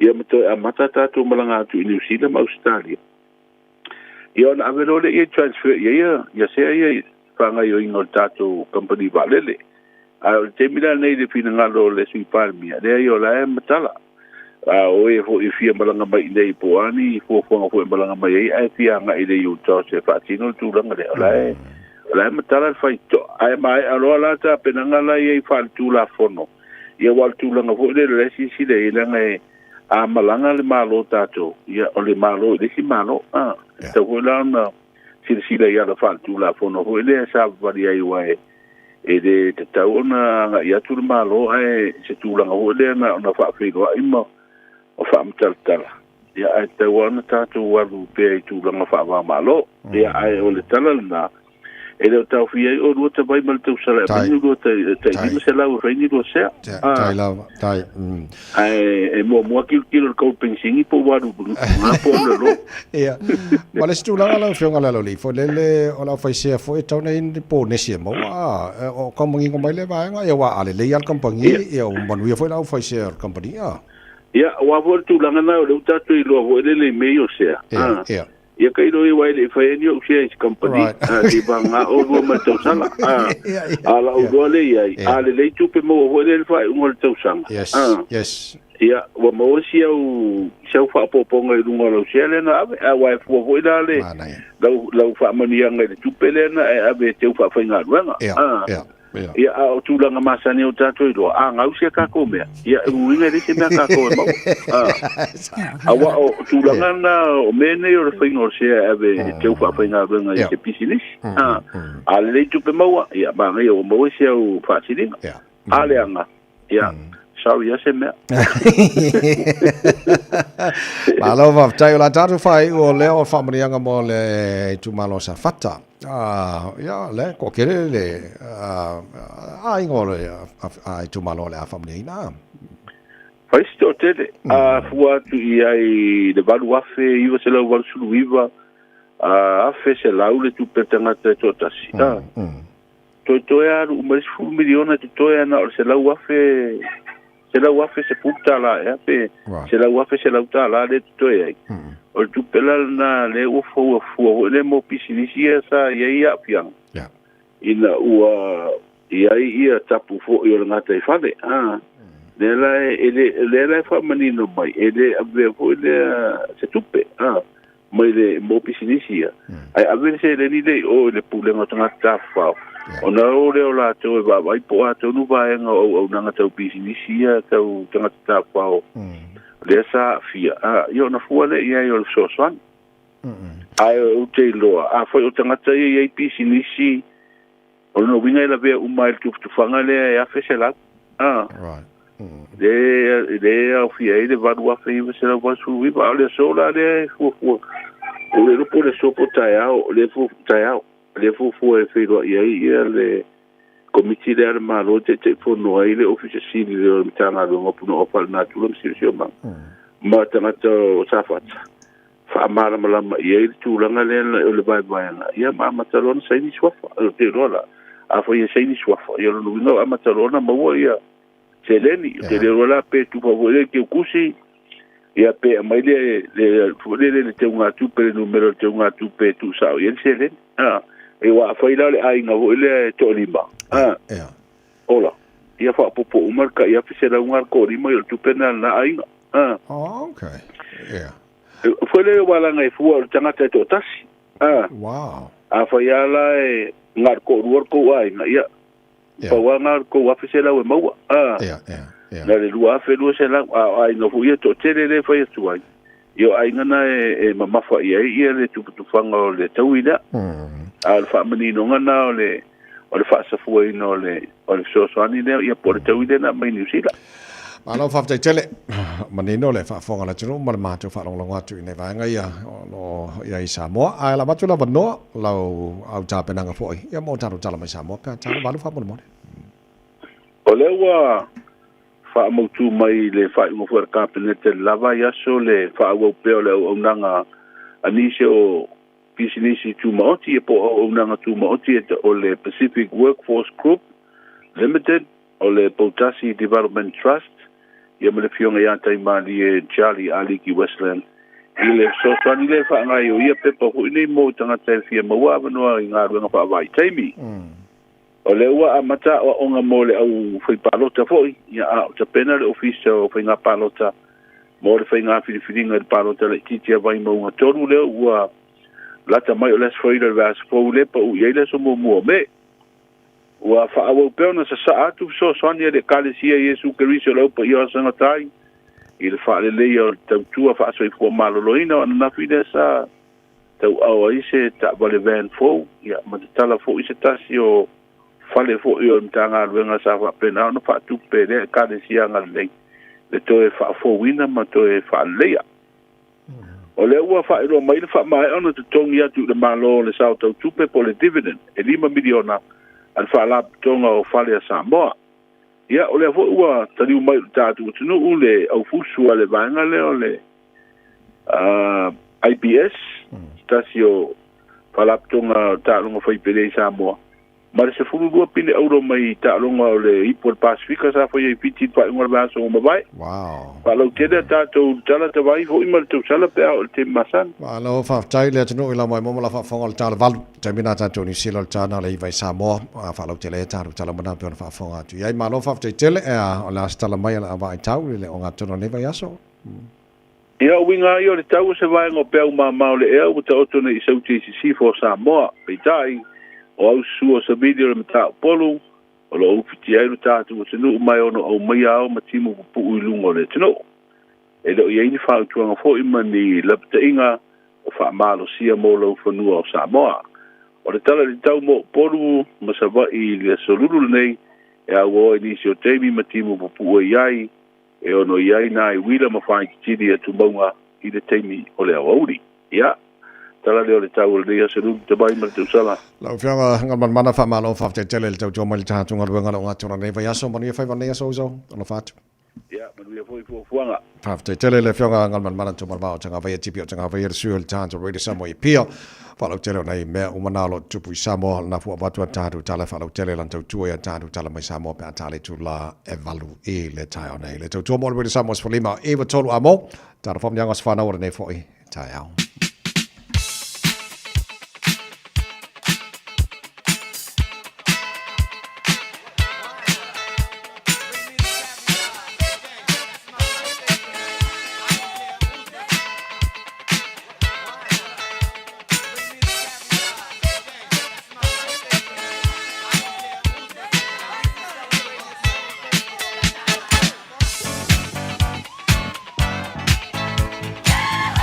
Nga swana wala so lulu nei wo lua se fulu male lua ia so aperila o tara folonga nei to sanga matala te foni mo o tolu fitu tasi lima iva tolu ya olo o no foi mal tato i meli on air at radiosamoa.co.nz. Mawhai ona e whaongai na whai malitato Facebook, mari YouTube o Samoa, ua mana ia te le lava le na, ne fo tai au, e se whamanianga lau pito, ne tai au, mana. Ta vai, le o iei se whamanianga le taimi le nei. Okay, lele, so o te leo maata voice whamanianga i rungo le ta emaili, telefoni, e pei a whorenga mai e while mu fo ila sulos fulu aprila la tau, nga o koe sia ki kasi e rungo le kako ia e sa.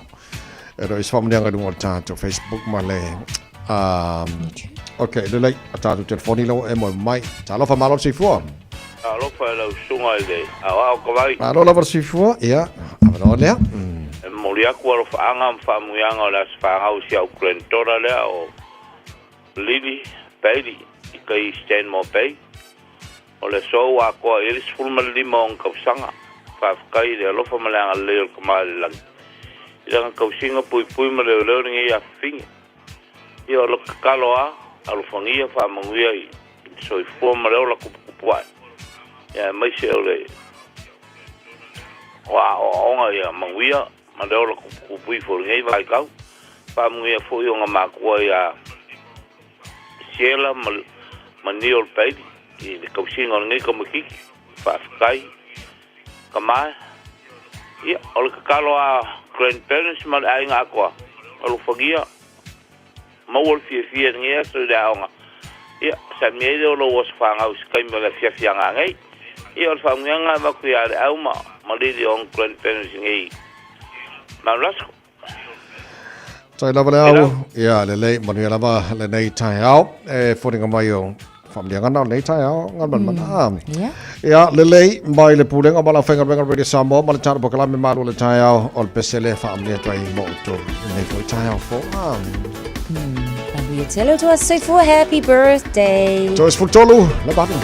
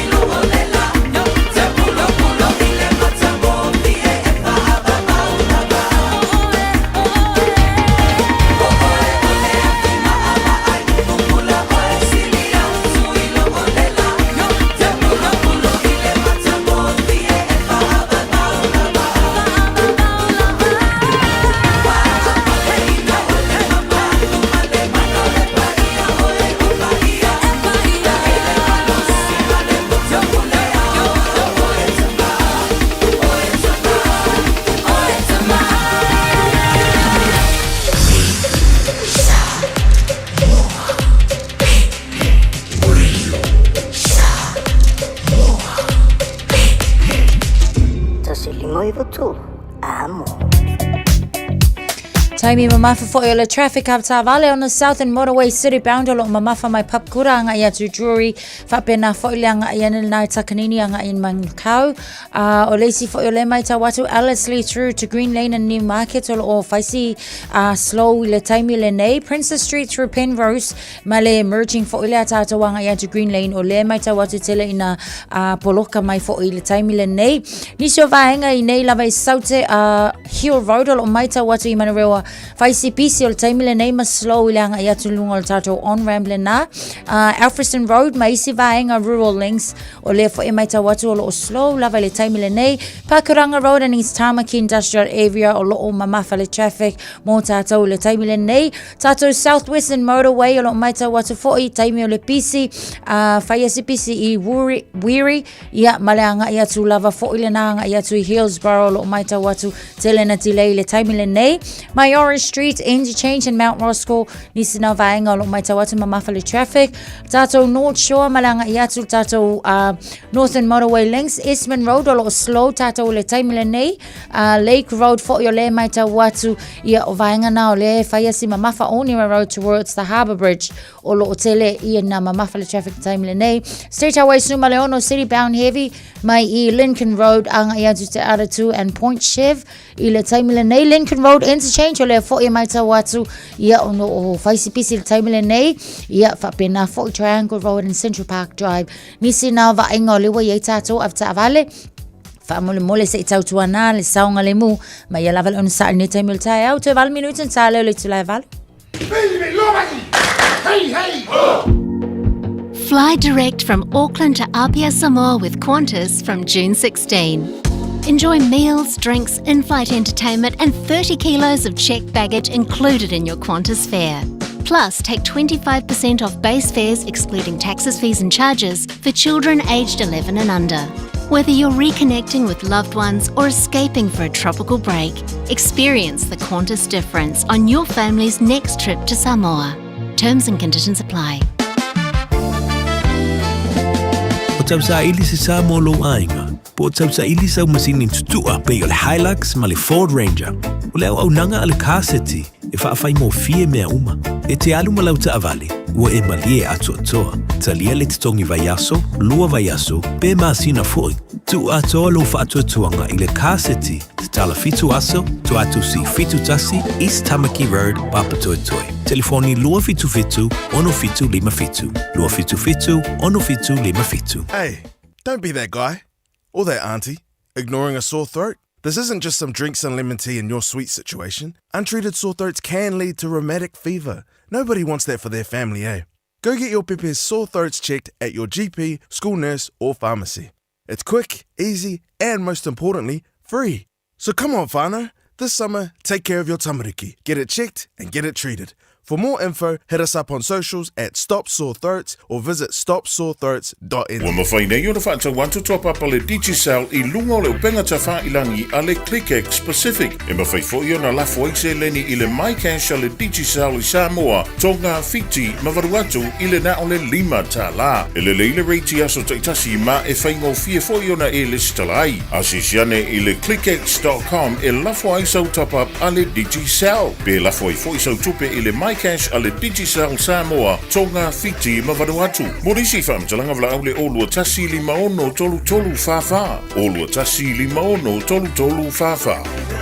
Tau mo rere sa mos falima iwa tolo mo male por kalame marwa le tai ao lona lus fulu ne aso april o taro pola mo le neto sanga o to 5 minuto lo taro talo le tola balu tala mai sa mo pa tala balu e le tai o nei mana to mo le tai ao le lo fa malanga le o taro matai le langi malo ma tu le sai le tai ao te pena nei fa na wa fa vai aso yes mo la onga alo fa tai e no le si banga le na ma ul tapo kala mengal man mana e fa na tu le tu tai ao nei o le kele o la to ia ta ma faina le tapa o le kele ia mo black market sa skale kire fa tau tono New Zealand o le wingal fam talanga o vaenga foi nei o mai le ni label fa tau ngo fie tono New Zealand ai o foi tuanga se fu ba no ina o to tono New Zealand ia o le saunga le mu tangata ta mafale tapa o lo ia pepa foi ala ile warning ele tapa amor se fo malolo ina ele tu au tafatu la tu lo tama fa tapa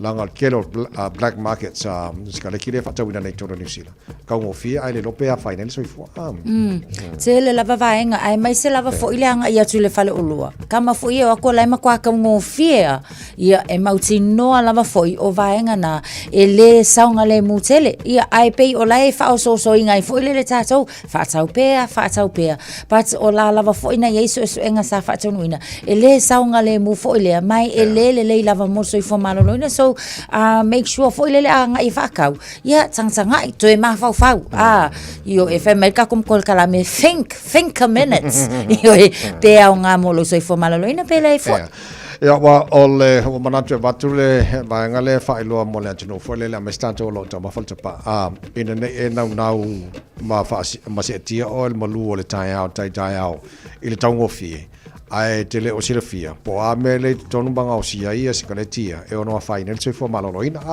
so melana le fa mal se fo malolo ina ni sila malo ni sila e se fe atu il fa tawul pa o le warning e pa wanga o company o lailo e uia na fa ina se fo ala ilo saunga le mo le au tamafta pa ala to ai mai se lava fo I plan salvo ma tamai tlight la ngi fo ia wifi fia la lai afford I langa kupe fo ile le kanga vai aso ia pe la te tau ona mata I tu lava fo ia lo mfa na ma manatu ia ila tau ele saunga le mu a wai fa asala ma kwa ke le ala sala ila tau e mau lo la tau fa tau wina ia wai ongo masinga le fale pui ia pe lua se fulu afetala le sala tu pe fa asala inai ia sa le to lua bala fa mino tolo talo le tula balo la falta fa malostino oi ia se me sili ile feula ma il fa malostino ma qua fa pupuso ma allora fa malostino so metà la pensavo ia fa pupuso mai yo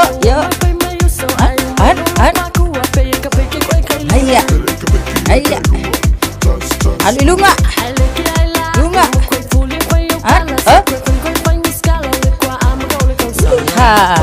Ia fa'au lunga fa'au lele ilunga Luma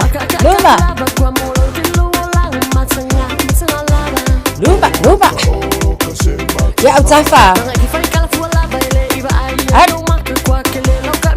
Utafa Ya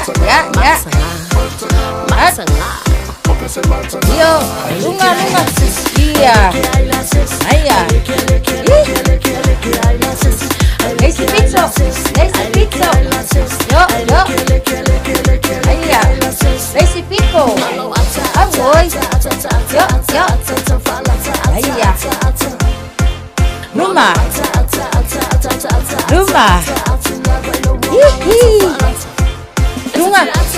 Lunga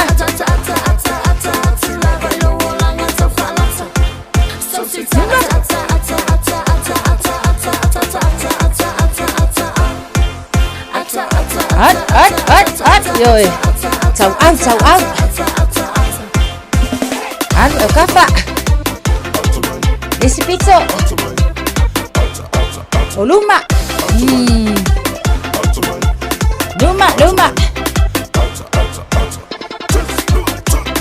Rồi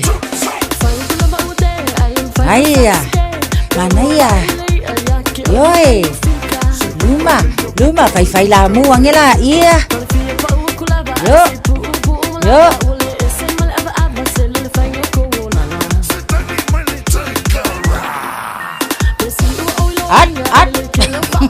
Bà uba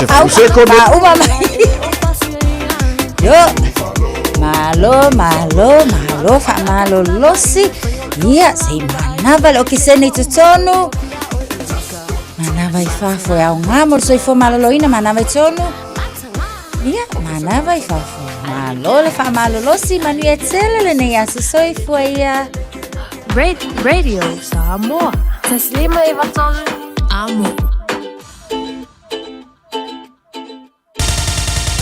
Usimaya lau whaafofonga o le whaapoponga fo ele nei o talafau mai Samoa. Awina sa mai mo oe e lau leiti o whalongalongo le Radio Samoa. Tasilima iwa tolu amo.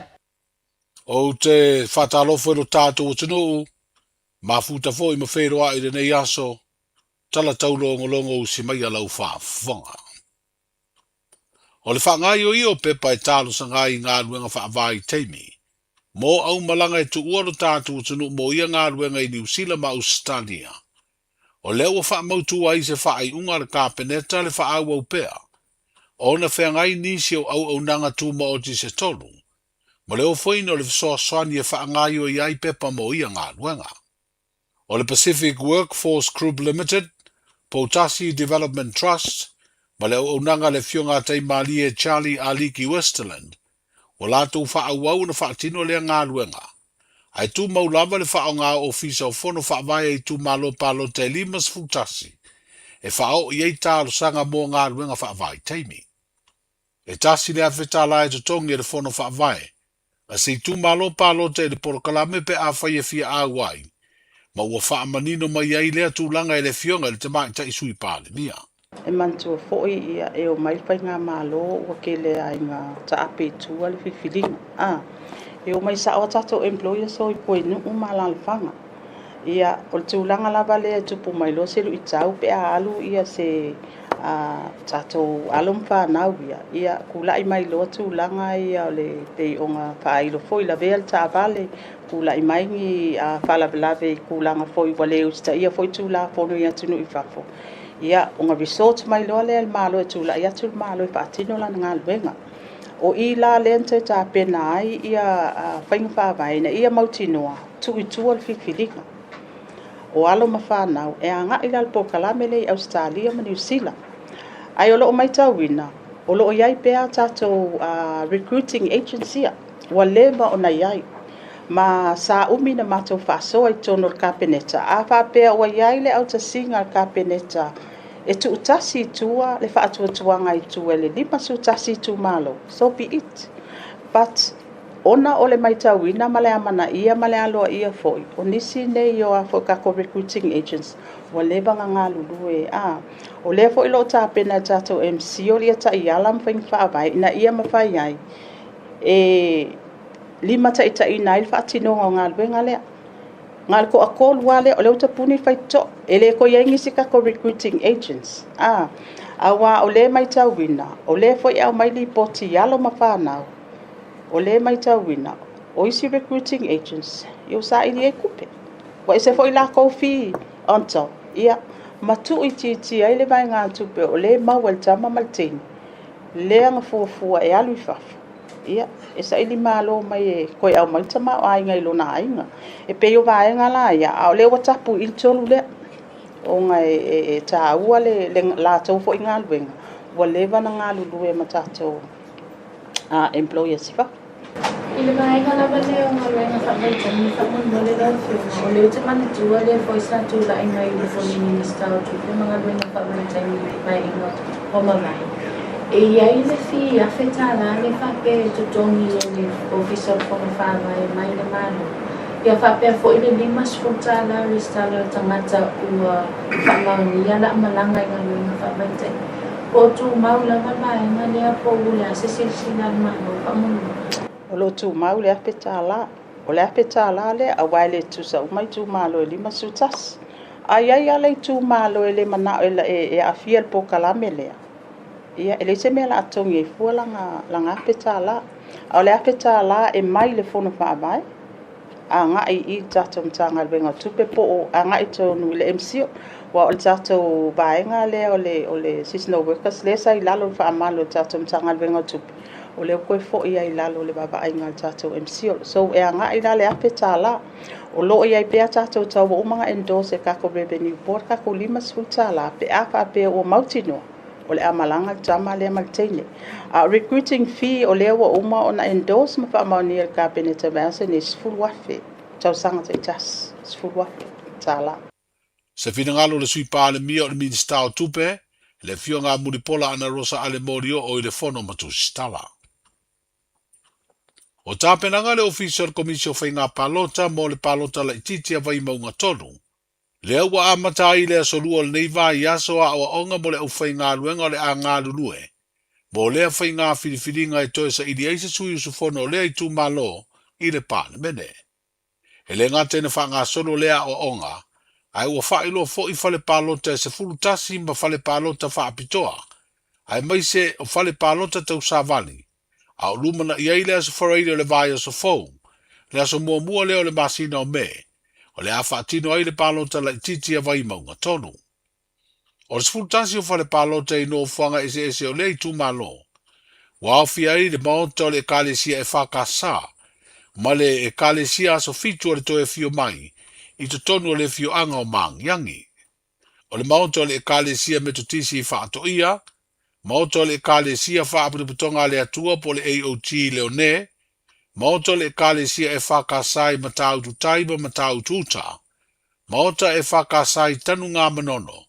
Maoto le whakasai papauta o le hola le srosi vai lima. Maoto le whakasai vauala ma vai lima.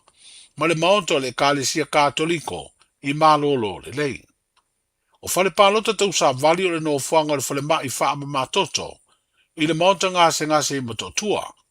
O le no fuanga i mapu i whangalele, no fuanga o tamai te isa monike i vai lima, ma no fuanga o fale mai whai tu malo. O le fale palota wha apitoa i le motu o savai, o le no fuanga leo le mtanga ruenga o tina ma tamai tai, a tina e o fio anga maanga fiso tai o lo i sale lo longa. E to wha sui wha atutu mo le palota le titi, a vai maunga tonu. O leo toi a fea fo ilim tanga ruenga le soifua maloloina. I le anga le leo le kalesia Yesu Keriso le aupa i o aso e ngatai. I se isi fiso soani taua e ala lea i se foa i o se tava le van. Mo le whai ai o le au nanga e wha savali ai ngā ruenga. O le tonga fitia o loa po nifo i nu mafio anga i tua. E le ngata le tavale ai ua wha tupe fo i e lea e kalesia. Ngā ruenga na toi wha le lea i se tasi o fale. O loo wha o ngā ele mta ngā luenga i nisi o ana au nanga wha soifua malolo ina. O mamori aid wha aftai ele mistalang o lango ele mta ngā luenga o le soifua malolo ina. Le fio ngā moto pua a seve heni a fereti papali i. I sui o le kalesia i se sauninga nā aloa i ai. Le tu ina atu ele mta ngā luenga o le fiso swani. Ma le foa i o le tavale. Stasi leo e kalesia lo tātu o tinu. E le so le muri le ofo ina o foa i ma fiso swani. Mo le si tia o le au nanga wha soifua malolo ina. O mai anei unu tutongi atu e wha laptonga o whale a Samoa. Le Samoa Housing Corporation, lona sao tau tupe langolango ai le wha tupeina o ngā luenga le malo. E ala i le dividend o loo tutongi fo i anisi o au nanga tūma o tia le malo. O le aso sfuluono o le masina nei o Aperila ua wha mawina. O se aso fia i le wha laptonga le malo. Na mai a tutongi eilo na sao tau tupe, lea sa te tau na tutongi i tutonu le 5 tausanga, a mata mai le tausanga i lua whenua sifuru, e o le tausanga le te nei lua whenua 5. O le alfa inga o lea sao tau tupe, e 5.3 miliona ta la. Whai loa se pepa o wha mtalanga na amata o na tongi e wha laptonga o whalelo na sao tau tupe, i ngā luenga le malo i le 5 sela wafe ta la, ma wha wai le tutongi le te i se lau wafe le masina. Wha ilo lava i lea pepa o wha mtalanga o lea stofi na te nei, na wha mai ai loa i le tutongi atu le mtanga ruenga o wha laptonga tu maoti le malo. O le 2 miliona lua se lau lua sfulfitu wafe, tolu se lau ono sfulima ta lama le valu sfulima sene. Ma au si ai le 5 miliona iwa se lau lua sfulfitu wafe, tolu se lau ono sfulima ta lama le valu sfulima sene o le dividend, a lea wha laptonga tu maoti o le tātou malo. O le malanga atu i fiti o le au fuso Samoa sa koleni, ma wha mao popo le wha laptonga tu maoti o whai pelenga le atunuu, le Independent Boxing Samoa po le IBS, o le ua mai ale taimu sanga le ipo le Pasifika na tausini o ai, ma ua fo i mai le atunuu ma le au whainga, e se furu iwa pine au fiai pine aulo e se furu rua, ma pine siliva e fitu. O se isi leo la sanga bawalunga, wa au sia te mafuso lea wha laptonga le ta longa whai pele Samoa, ina ua mai ale taimu sanga i Thailand na tausini o ai fo i le masino o mati, ma fo i mai ma le pine aulo e tasi, ma le pine siliva fo i e tasi. O tāpenanga le aufuso le IBS, sa taula muai le pile stene, le fionga i antavu i Michael le Mesio, ai lango malosi i aise tasi o alo lau i doa le atunu i le tālongo le fusu, le sunga i atoa le tai David Tua. Manuia le nei aso i fuanga, so i fua. Talofa, we're the Katinas. Talofa, this is Pat Lam. Talofa lava o a o Lapi Mariner. Mau pelo li tio. Ile Radio Samoa tasili mai vatolu amo.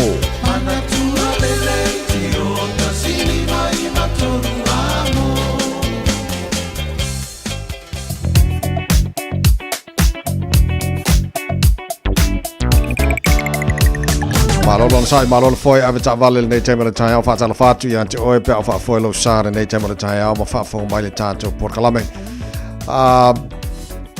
olai solonga le si fa lave o tu mai le nei tema tai au e vai ngol wala ese mai lungo highways e vai ngol wala lo poloka lunga yo highways le titula tu la manel flow tato motorways nei tema tai au tato lo malanga mai sifo lai mana ia le flow mai o le highways fuvalu le malanga mai Green Height pasi mai whenua Pine faso mai Hobsonville link mai Westgate ele furuono lai flow le mai around Royal Road on-ramp ma Lincoln Road on-ramp fasi poloka na nevanga o tai au fio lolo vau te tu ma Rose Bank Point Chevalier nga i Western Springs poloka nevanga o tai au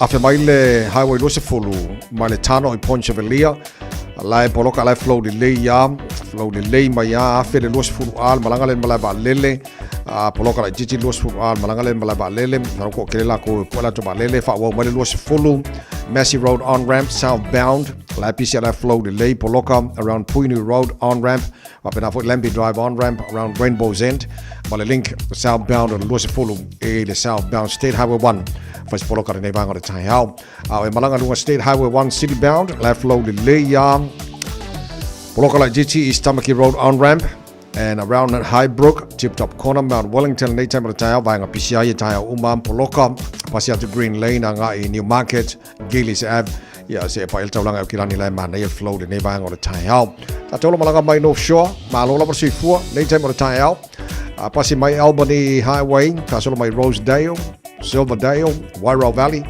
Takapuna North Coast poloka nei vanga tai au lunga wala papa se pa el taulanga kilani seki flow delay nei taimi ole tai au lunga la wala apta vale malo le foi malo on site time pc le fo wa moni na chama chila onga fa mole au so na fa sa ina apta vale vai ngolo ko se na fa na ma ben fa mo chama chi wala tu sa le mo malanga tu la onga nei foi tai au fo Talo fa o tu finga le tau tala ma eselo fi fa longo le breakfast le Radio Samoa o te ma ona Emo ia le lei o le vainga la tamale nei i le tala o le tau i le nei foi taimi o le tai au va vatu o te lei vai Samoa lo su fa i le bevelo le Samoa i le nei vainga o le tai au tu mawinga langi le lei o le tau e awa ni so taimi foi ni so vainga o Samoa pa o timu fa si bevelo le Samoa nei yaso tolu su tasanga tolu su malua degrees Celsius o mo runga le bevelo le Samoa i le onga tonu nei vai aso o tatu yai fatalo fatwe foi pa angal char bukalame ile ne vanga o tai au le fa fonga man mai mai le tonu tato FM 106.1 Samoa fa pena foi on Facebook mari YouTube ne ngata ya America Samoa fa pena foi Samoa malo la por sui fu so o le tulanga na le tau Samoa ya wala wo se ka ko kai mi Samoa la pa tasi le tulala pa ve Samoa ngalo te leiva ya la fa te le valu tato New Zealand malo le tonu lo fa fonga Australia ma lo la por sui fu mari ne time o tai au ele tulanga ele tau telo vainga Australia le mo Canberra valolo ele malu lu nei time o tai au pa vai atu fa mamonga la vai tau la susuru matango fiele la mo Canberra le so ma fa ile lo su tasi e lona mawalunga fa talo fa malo le tino i Melbourne ma lo la versi fu mo nei time o tai au sputolu o ele malu lu nei vainga o tai au ya ole asusuru matango fiele la mo to le so ma nei fo ma fa le lo su lima lona mawalunga ia pena fa mawina mo Melbourne i onga tono fa yaso fa talo fa malo la tino i Sydney Australia ma lo la versi fu mo nei time o tai au furu lima lo ile malu lu nei time o tai au o winga le tau mo Sydney Australia pasoro na awa e pa ultimo ni so time lo su tolo mo lunga na le velo le fa mawina mo Sydney Australia ile so malo la tino la papa au Brisbane ma lo si force furu lima il malu lu nei bang o le tai au o winga fa mawina le tau la pasoro na awa lang de lei e ni so time lo su mar fitu mo lunga na le velo fa mawina mo Brisbane ile nei so lulu watato o via Perth Australia fa si maru lu tai au i volo yai nei time o le tai au fo e to fa malay fo mai stemi o lumanai ia balanga le fesi mamao al bao kaimi ka kolo i ala sur mata o fiele la mo tole so lo su tole mo runga dal vela fa mawina mo Perth Australia tele na vai Australia man tu la ele taulo o fai on tuina mai tar po kala me foi tai au fo ai fa fo mai ni se vai Australia fa moi lo mo ri tau mo to ele nei foi asa fo wa ta to dia se va talo tau no fa sa langa radio Samoa tamaki makaura wa ke lani se futasi o ele malu lu ne vanga ta va vai ati fafo mal pot fa sa lau maru ko nei la wa ta mai langi le ne foi tai mo ta au wingo le tau le soi a wa langi le tau ele tela vai ngo ke lani se fitu mo lunga na malu lu fa mo wina mo ke lani ele so fitu lona ma wala lo au dia tai lo tu se fon mato malo se la sul mato ngo fiela la tela vai ngo ke lani tu sa le malu lu fa mo wina mo ke lani le so ma tai as fitu lona ma lunga vai ngo tu atu las for railing Ola fa sor foi na langi de leile tau langi de leile sto nai langi de leile sa langi de leile sa forma la so luar vai aso o lu mana ia tu se kiale sa wori kilo apeli la sole o le ali ma ia langi de leile pa wala no le malu bota to yo kilani ya a fa mo mo mana tu na mai la vai tau ele nei foi tai me ole tai au ya bat fa mo le tro ala papa au ni se vai ngor ke lopen e le mana to lo monia mai tau mo to e le nei fo ya se fo wa ta to wo dia to mo re sa mo se mai to lo mo bat po kala me malo le tai au no se fitu lo wa ale to la valu ya ona we fa fo mo fa lo ngo e ta ro tala mai sa mo e to fa sa la wina mo oi pa ta le to la se fu mo le lo le so ma le fitu po ana nei fa ta fitu ta ro tala mai sa mo ne va so ta la valu e le tai au ya ona nau fa fonga tu le tuno ta penanga fo imo la tau e malanga mai ngaluenga fa vai taimi ya e tolu ya company na tu il fa tu tuang fo e fa mapopo le malanga mai o ana na file na va tu el tar bokalame e ia li potin tu inatu de maloni sila se toi sila e toi va va ai le ia tu langa ole malanga mai o seasonal workers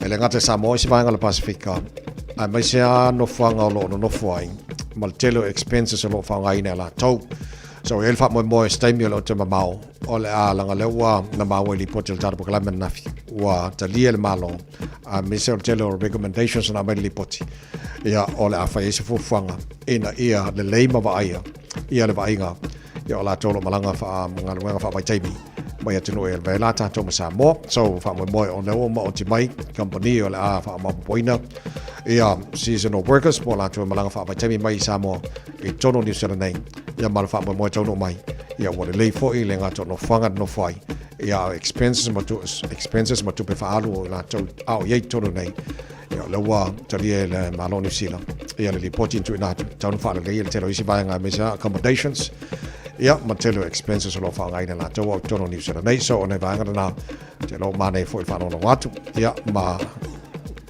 telo ni so ta penanga malo ia pe ona fa fonga ye so longa fa tournament sta tu per sui pa mi fo tato malo na fera bol pona na losa ia inisia vai nga per tu na mai ne fo tai fo to mo re somos folima eva tolu amo ele ne vai nga le tai e na was fulu iva mala fo ja ne le tu la malo smala fa fonga tato mo fa sa mo nga toro ne vai aso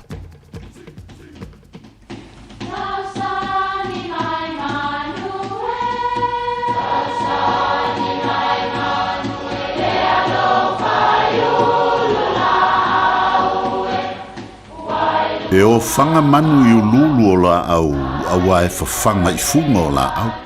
A o le tangata, e whawhanga i upu matala. O le mawhileo o alanga upu mamuanga ngana Samoa maona whaapongai, e a fua i lona si o mianga. O lona lea sao i le whaatufunganga o le iloa whaale aso, mai le tautua se ia o ina pule. O alanga upu mamuanga ngana, ua lantou mamanuina le tō whamanino a Samoa, mana tua fo'i, e tāo fitau muli le atunu. E te le lilo, e te le lanu. O le talai whapea o le auso teine o sina whaalua ma sina poula, mai le nu o vailele. Na o e ave le vai e fofoa i le ngase o le tuifiti ina ua sa ili fofoa mai i Samoa. Ai te iane ua o atu na i teine a whapea mai tui fitu. Ia ave le wa suasami se saa i fafo. ua manongi a ava mai le mea, ai o mai o lua lava o le fofolo o mai. Mali e fo i tanga o le to inga ngase whapea. Ia, o na no folua ai lea o teine vailele nei i le tuifiti. O na mau ai lea o tama e to o lua, o sua sami ava, ma saula te tele upenga o fiti. O lai le isi a so ua fesili mai tuifiti ia Sinapoula. Po ani mea mane nei e maua i vailele i Samoa. Ia e talili teine. Ia, na o sio umuli vai o vailele. A fai e te wha malu wai e tele lilo e tele lanu. O upu e wha ailo aile nganga wha malu lalo. Ioe, wha malu luantu i sau baolo ma sau wha malu malunga. Paulava o se wha i fua ua maua awalo o fio mai talo whae e te wha malu e tele lilo e tele lanu. A e talitonu o le a wha atoa e le atua. Manuia lau wha songa.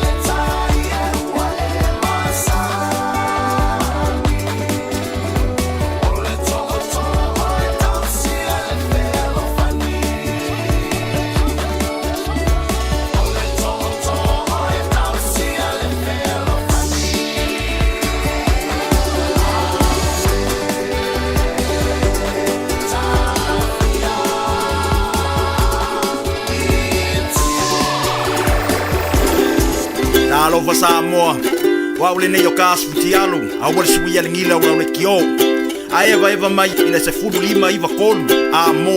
Radio Samoa. Vevela a. Ta penang whanau malau ai ngā atua. Mo se ta whao ngā winga ese le Auckland Zoo. E whetau le lei maltuanga wa o ngal whanau ia Aperila. Whaalongolongo I whaatal noa ngal autau simanu. Patamata la lata I Leona, Taika, mai simanu mai Afrika, Australia, e ova hatu malutol wafe manu mai so se tua lalang. Le Auckland Zoo. Whaata whauta mai timale ainga. O se asere tumui fia fianga. Tuatusi, Motions Road, Western Springs, Aukilani.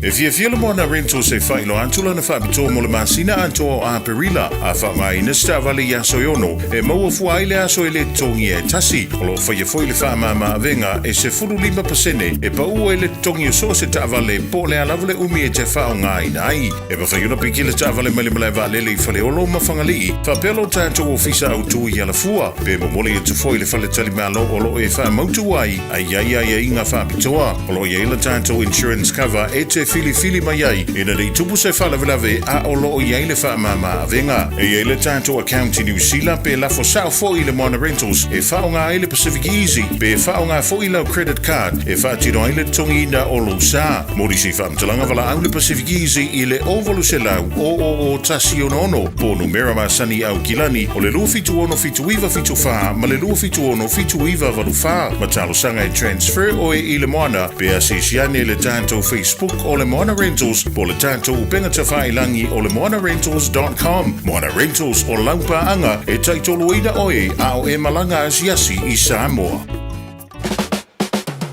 Oso. Son, fe o kausinga iau makari I la manga iau lau ka vali fou. La voi amu se uso. Bye. O le Enterprise Motor Group man ka. O uso ia kai awangi. Lei yang whakamoe lau whainga duenga. Ai o aku rea fia wa show lau ka mai lunga lau ala. Pa o ma koe ngā ka vale. Piki apu SUV, van. So se koe ngā ka vale ha. O wheet whaikawa. O le lima ongo fiku Great South Road man kau. Pe vile le over se lau lima o rua kod wha. Enterprise Motor Group Manukau. Sa ili, fili, ma ave loa lau ta vale.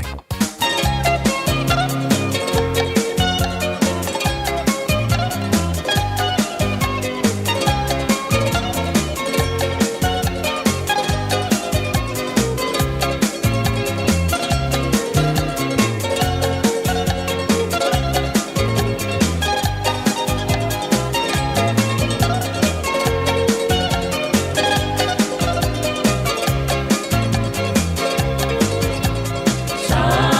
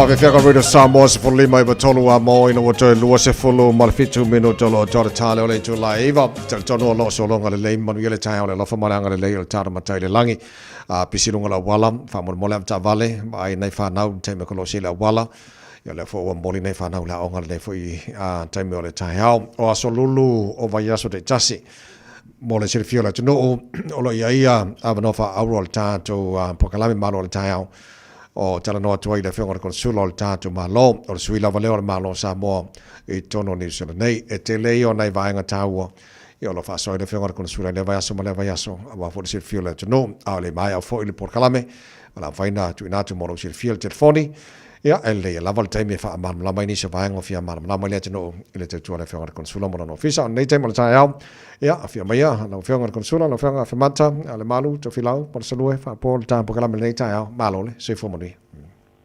Ia maro sei fo manuia lau sunga le o tawai ia pa pe fo ire tato li tio Samoa ai ar fa fung ta po i se tato tunu sina mata mama tua ia e mai se pa i o tato tunu i on tulanga fa lu pina ia mai lava i mau teve se i mau iti ia vi e fo irenga leo le tua tato o via mai le tai au ia e fatalo fatua i le nganga whaararo tawai. Malo, whapte tele malo fwte se fua, la whengar konsula, kau maru rumai fwte ngai vai kaimi, Ioi, maka fwunga whakukunga ka unga E sa le lea. Malo, whapte mole, whate se mai le tā por kalamele, ne fwte tā fau, o le tusilena launch i le astona ina te atu nei. A to te le nisi o lo o fisili po fema o le tusi i o whaku ia se i karango i le whengar konsula se. E le leila le ba so fina ngalo po pe na mai le launch i a fia fo mo le tusi fa mol mole. Ia whafte ia tawai. O le tusi le o le whasino upo o le ngana Samoa po le dictionary wha Samoa. Ia sa malanga mai le fionga le minista o onga ia mare komisina o le komisio ngana Samoa i tātou tunu na malanga mai mare au malanga mai le tanga ruenga o le ran fatonu na stona i tawai ia matango fia le fatumuina i lalo le rangalanga sua le whangasa ia ai me se fo i tātou official consular ia le rana fatonu ina i whaalau ina tusi matararo i tonu New Zealand ia e se makango fia le kusi so se upurenga ngana ia kaumwhaia e tuku e tonu tusi mono winga whaamataranga matunanga papenga e ofo e so whamakai o lai e umai kongore o le tusi lea ia e kaumai o whea le nuu e lea le suafa malona fo i winga ia oro i umai tonu le tusi e whaisi mafia fia le tusi tawai mai whamauina i rea nganga whaaftai i meseare tupu mai e o sia tātou tunu i komisi lea ngana Samoa o nisi o whairangi i fōlang o leo taia ma leo to whaito wha ma le whautautang ia o rātou ia sa ngāru rue mo le whausia ino le dictionary nei e au fia i ma sui mai tutuira o sui o tātou mai New Zealand nei o sui o le whangsa sai e kongo le komisi lea e le rau mai ar tusi o ro whatau ina le tātou official consular taimi nei e whaisi kaunkaru kusi a te tonu o le tā ua o tūranga o tusi lua se rau tā la New Zealand tusi ia maaro maua e tātou official mangere e tātou tusi ia a e fia mana ia e mesea nei tamaiti a onga ia e mese ho ia mātua tamam tina mātua e maroro whare ia ma paita wai tusi ia e tā ua ia e mese seo tātou tunu i tapu e ino ngana Samoa e tātou whasino manga ma tātou tofi mai le tua ia e so soan tere tusi lea Tawai, sai me wha le tātou malo. Malo fa tai o na fa fonga le tunu le ngata o le fa mo sai le na va yaso a no fanga fo lo fa ta wina il tatu tusi male tau le tusi le sa sitting ye ni so tato o na o fonga ina le fior consula ya bolo lo se fil ne fo tai o fo la fonga fe mata tele tata la no yaso lulu vaste tasi e le mamano le tunu o lo mo no e malanga mai ngaluenga fa ba taimi o le sa tata no po kala na fina ma o le lipoti ale international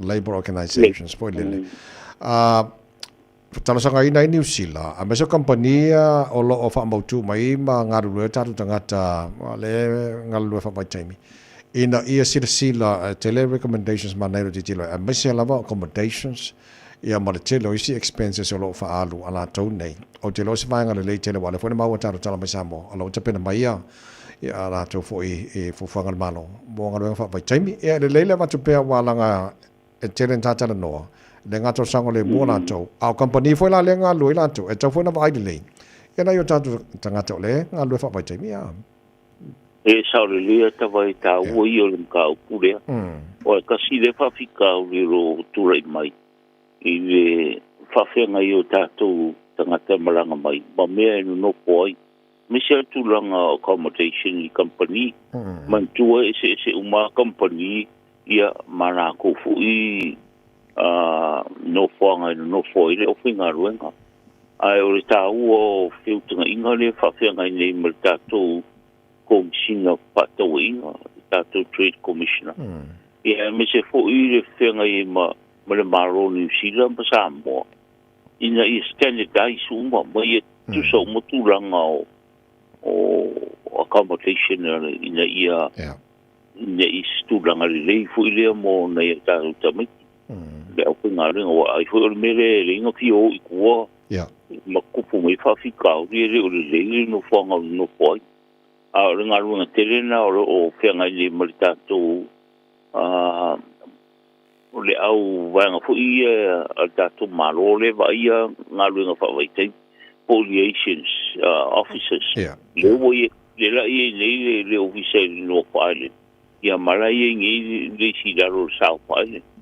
Yo nga ro nga le fa fe ngai mai la tu sia si le ma si le tu la ngai le fu la wa au mai sai mai fa ra to ngo le po le o le ro lang de ai lo. Le ka o le yo me ye no poia. Ye tamai kile o fingaro ia mi se vira fe nga inga mutulanga fa pena fa le a tutoi i se le ni la ie kile o me ka kipi le sound o me tawai ia o fa fita u ia o le fa nga i mutato o kipi o ni mo ia mo le tupe al tangata ia o ele tala pe nga i mole mo tinga no nga ruenga ma fa pe nga i le malu mo tulanga pa pena e ta o te la li potile maro si le to ia i ta to maro ia me se fa pe ngai mo company wa ka ko masangia ngi me o company ia e fa ka wa ya la ko la ko ku pe mo ia e te taula ona si le to ia i ta to maro ia me ko i maro ni sila e pe ngai ngama tulanga pa pena i le ngatai no panga no foi o pingaro ia au tupe po i kere o to ese mai ora tu te maua te vai ma lo fa te tele la fa consola fa fa mata o leo menino mai Samoa ta penanga tanto malo mon fa na twin al tanto tu tasio ne foi tu sanga fa yasi mata ngo fe tele ma fa foi ta penanga malo lo e nei ia ai le va tona no ia lo fio ngo foi ma ta penanga foi ta to New Zealand nei ia mon fa na twin al tu tasio ne tu sanga fa mon ia fa sta ia ta vai eu ia pe to fa vai a soa lima vai a so ita to o e le vai a so le tato si singa fua o tato tuto tas ia ele ku mama inga fo ile au kilani nei mani sila le tuto tas lo pa lo ngai sa mo ona tasi le a so tau ile tato wa tara pa so pico ile kai minga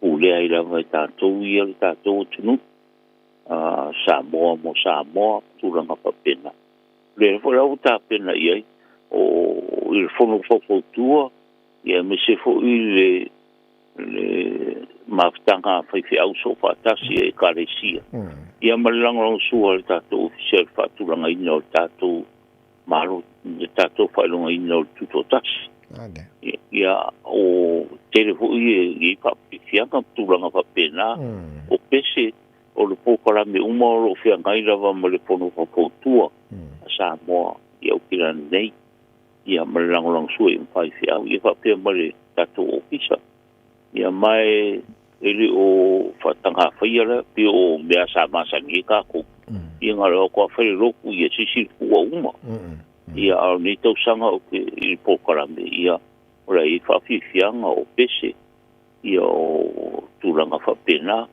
ia ma la fai fo i fale ainga fo i tono tato toa ia e uia kasi le aso ia au tau fai ia fa longa ia amana ia tato tangata ia makuku moile aso tato ofisa ia i mangere ia fai longa ia tato tuto tasi onda le kau e le kumba ia fu ira ka ko pe Samoa ka ko fai longa ia tato tuto tasi tawai malo vaftai te loa le tele na eta proklame na va solo mana ia la fa manatu pea ia ma fa lo telefo mo se fiola tunu ata tuanga tu ia mole masino uni malo vaftai tele la ta fai una neta e au ta tu lo mai Samoa te lo la sto na fo le sa tu fa ta volta tu talo ia fa manatu ta proklame masani ia lo fai fona tunu e fa ta volta tu lo mai Samoa lo fa ta tu ni sere nei ia fa vaftai ta vai misalo ele ko kiris ka ko palo toi taro taro le na frozen taro le fa ka i mangile Tyler Road salo poles ko mai mun ni a tu mo no tu ta vai ko ma ka ngo pi taro mapo taro le wa mai ni tato tu e karo ko i pe i se ole le karo le ta vai e ke ro fa ka mo ro ko karo nga wo i are so isa e le pole se para o tu ranga fa pena ia ila stona i nei msalo la sko ngai muri nei i ka ko container na mai Samoa ia e miso e tato ulo masani ia o tato e lei i me tau rima ia ka ua kere tawai tato rango ia wala wana ia tato ua whaere leanga se tato tunu ia e miso fo i so soani mori tawa ainga se tato tunu tawai ia i tūranga i tato oro o mai ia e renga te reo la e mai ia container se le au pai pisini se tato o mai ia le esi ia renga ta furi o vai fu ia le o kere mai nei ia le vai esi o le vai se tarapa o vai fa penga o e sue kwa mako ofisa ia alo o ia na ia tato pai pisini si e au mai ia ngaro o mo i ka ko fale o masangi ia vai ia se ta ua makanga ngo ka ko su e vai fa o mi so i fu to vai sale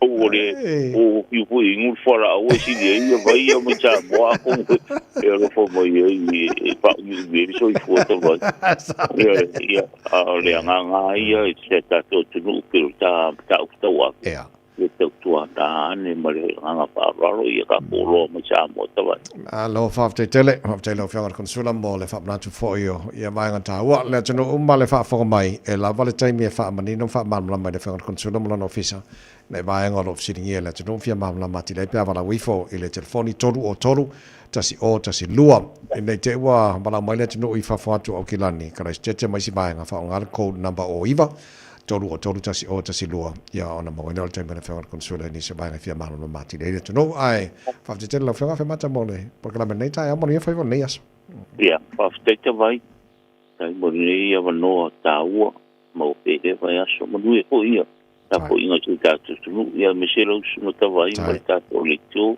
ali no se nei ko si roi ko il verso pa se fuia ia se fuia ole tananga ma fa con solo al tanto ma non sa mo in New Zealand nei na fa mata malu to filau por so fa po tolu tasi o tasi lua le telefone fa na malawana e pe ni se vanga fia malama mati le le no le tu mo le samos fo lima va tolu amo no tu es fu lua minuto lo tolu tano le tu la e ba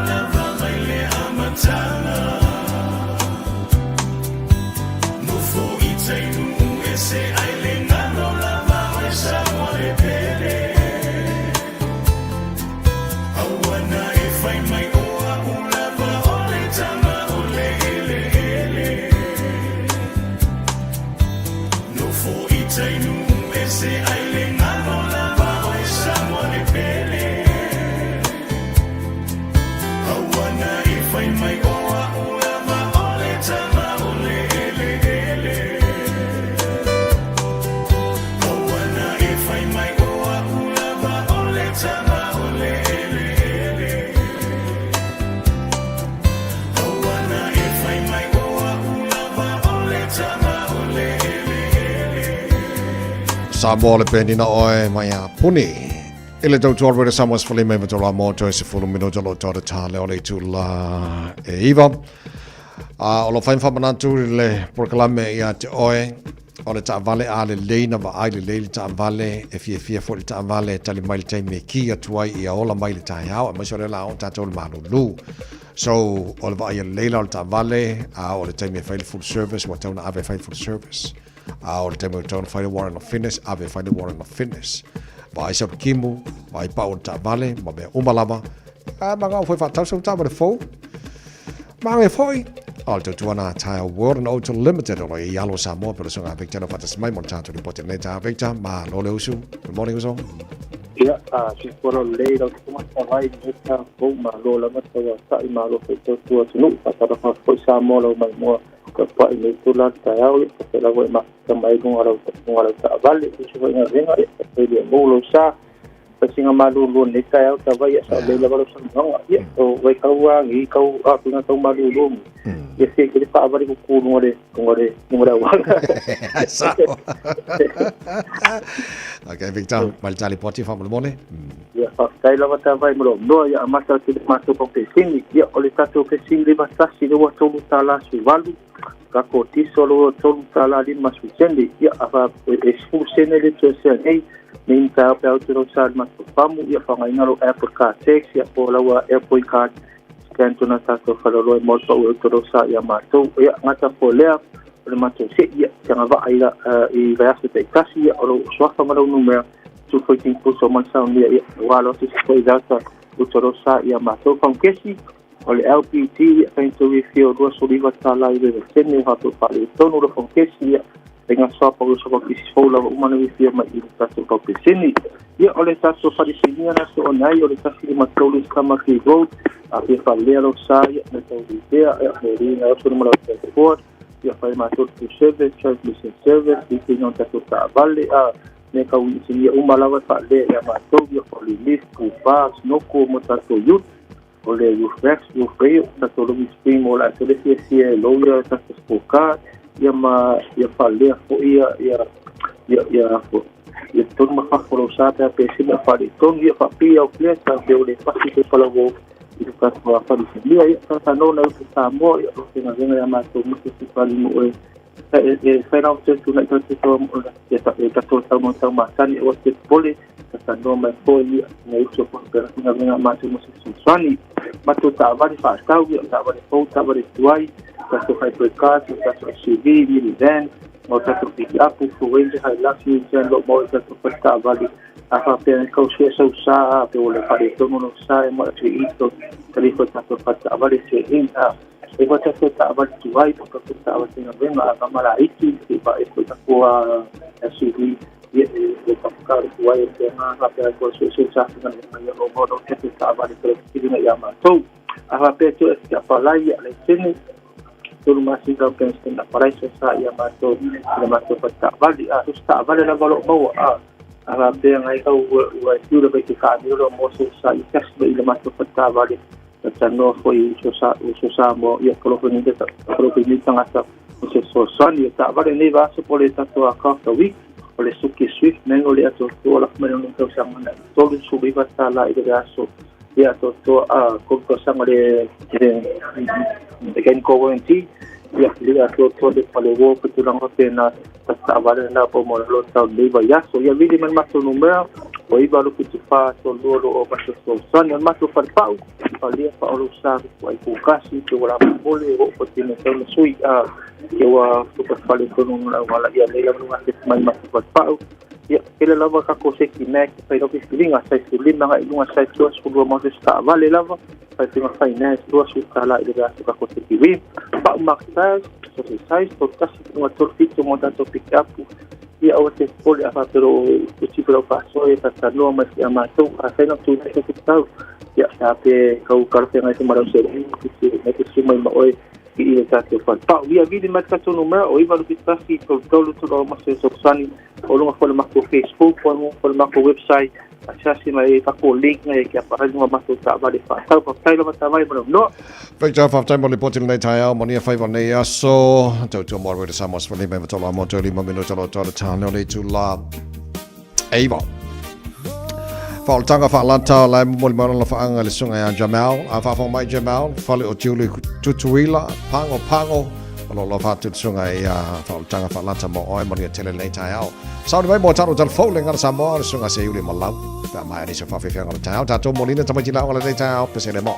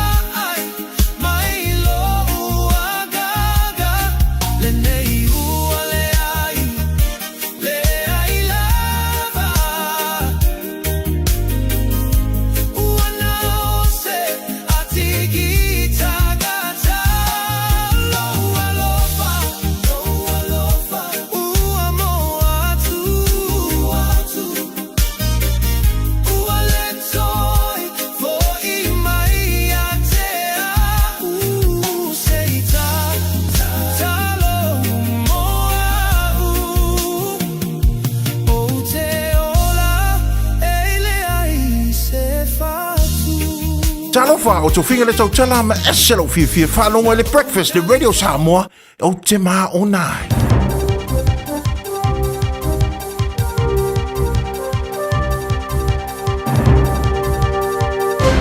Mai Aotearoa i New Zealand ni te ao tala mo lau whaafunga mai tau mwia. O tuisin na ve maulo mo tua Christopher Luxon o la whaawona ve mparamia ma le te Euro le Vātila National. Ina ua whaasau ina mai le pālota o le whaatuatuanga le whaafalitui le sona nafi. Te pālota sa i ta wai, sa i tu ina iluma. E siria ma le lua i tula sa ta wafi ai whaipula le National Winga le whaatinonga i ta inga Luxon o le pāti. E muri mai le ni whaatulanga na leanga wa iele langolongoina le pāti ma ini ungo whaalinga la ngona lau tele muri nei.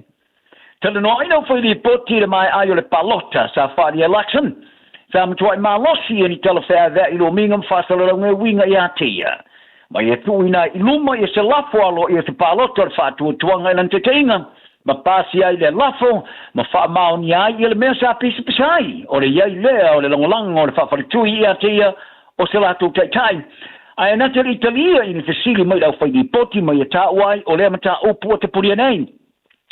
Ai o lenga yo inga tuisina le maulo mo tua Christopher Luxon e whai ese lafo o le pālota o te whaatuatuanga. O lana whaafalitui, o se ngā yo inga matua I leanga lava e pēna whaali ai le taitai o le pātia le New Zealand First. Ma vasa mane Winston Peters. Sa valo I ai Peters o le ai ni whaale tonu e munmuni mai I leanga yo inga Luxon. Silingira o whai poti pe o se ngā yo inga tamai le taitai le National le whai se pālota o te whaatuatuanga. Ai tari Peters ele ai a wai masani ai e ye lava whaale tonu e manino e ali mai ai. Mai o le a tilo ne e leo se mea mua leo le atipu mai. Ina o te tulia Peters pe whaamata e ai se isi pālota. Ai sa tari e pauna na whaamtalanga o se ngā yo inga leanga tele. Mai o le a iai whaale tonu mo le whaia o le ngā yo inga. Sa longa fai pula le parlemene I le fai pula le New Zealand First Shane Jones e tau whaamamala na sau.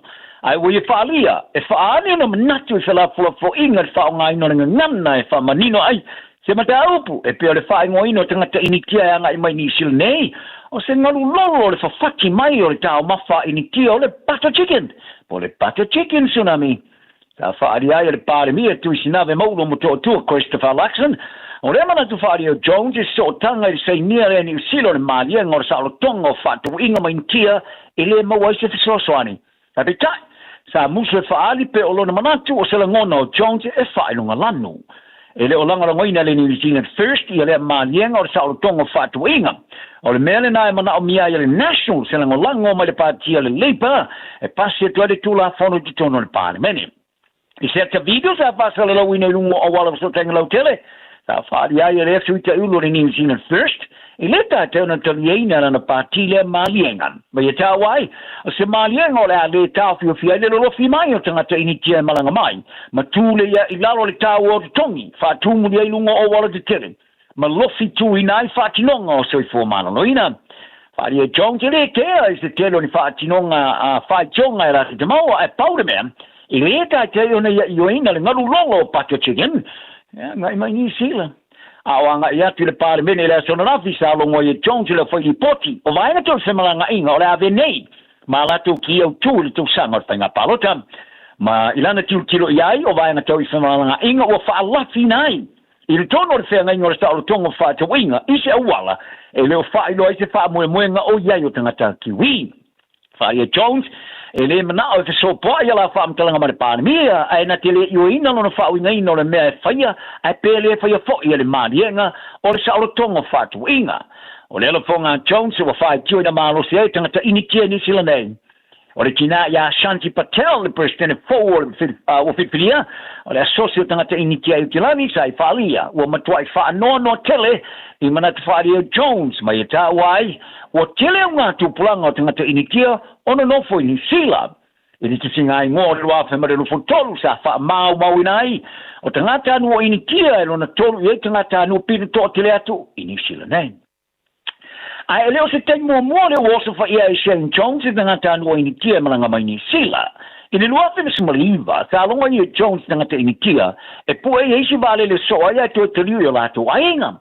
Ono le fia swing o tula fono mo visa mo paanga e peona whawhaina tai, mo sos tanga te malanga mai pa tino le tanga te initia ona awina mai o la tu te to luma pa anga New Zealand sa longa e Jones tanga te initia sa vavali te te ile sui me le timing e tau fa ma mai fa mtanga fai a wa ila na tiu tilo yai ele so atu fa mo nga fa tu la fono e awina mai o la tu no uma in New Zealand ai a fai le mana na wai mo fa mata wina la tu tu te li la tu ainga po e si vale le tu te li wai e le wa fe ma le fu lima sa ia fai ai fo se la fonga e winga i fai o ta te o tanga te initia ye le sing mane patel i le fo tanga fa le tu sanga le New Zealand first therefore sa fai tio ina i tangata o se tangata malanga sa tau no mai malai ba le fa ba malo e kilani sa tu la i fa masnonga le tong fua ina o mawa ni lava lava i tonu la na tu pa o mai ona soka i le fala o fa sa ino le methamphetamine o le tangata se ti mo mai ni sila sa fa e te fa unga e suina na tu pa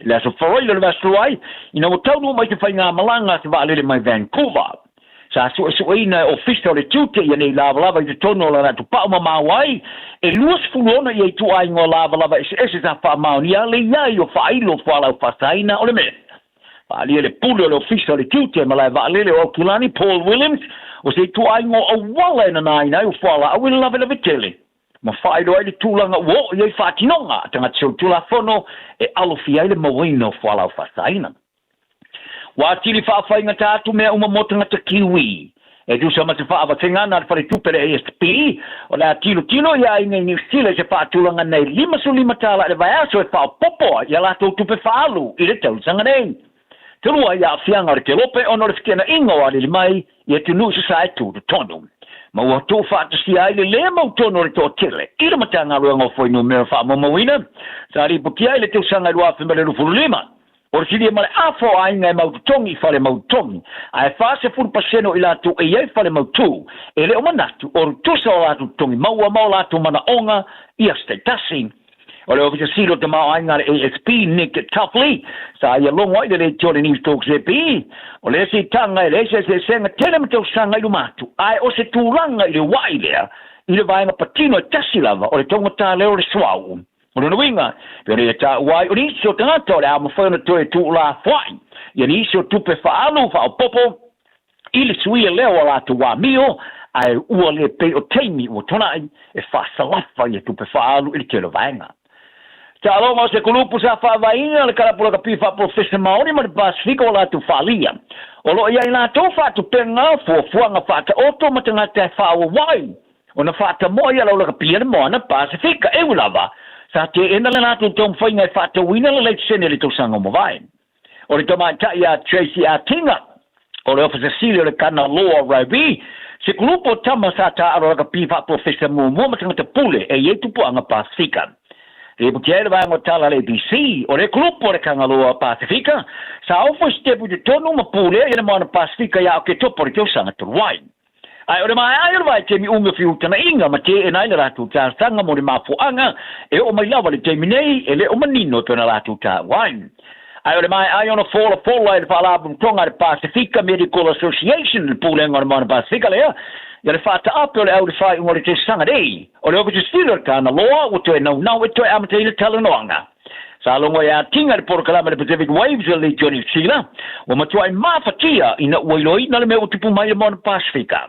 E ulava sa longo i le Pacific Waves ia February o le moana Pacifica e tūmau o le tamata e ofisa silo le au Debbie Sorensen sa ia wha mau ni aina vasta wai o se whai unga whainga tau o whai e wha ta apere au o no tūlanga tau tupe ma lui tau moni no whanga mau tū ma ia longo i le porkalama le morning report le tūni tila e la tō te tālo sia i eise eise stepu di tonu ma whasta au ina au ma wha matalai nai sa o ina maa teki morning company Rizmeni ai sa le imanuia ai wa failo ne antinga sa fatu ai se tal sanga kana loa ile wa ke topo te sanga mo vai mo ne fatu ina na mana Pacifica peta sa mo wa se tali mar company o tusi ale Deloitte ya te sema e longa tu ai e le o mana na o le Pacifica Medical Association e fa wa la tu tal sanga tu si ele lima fatu tonanga Sorensen mo le fa li poti sa fa ai atinga e na tele fa fetaia le fa matalanga sa talanoai siona ka seni wa mafatia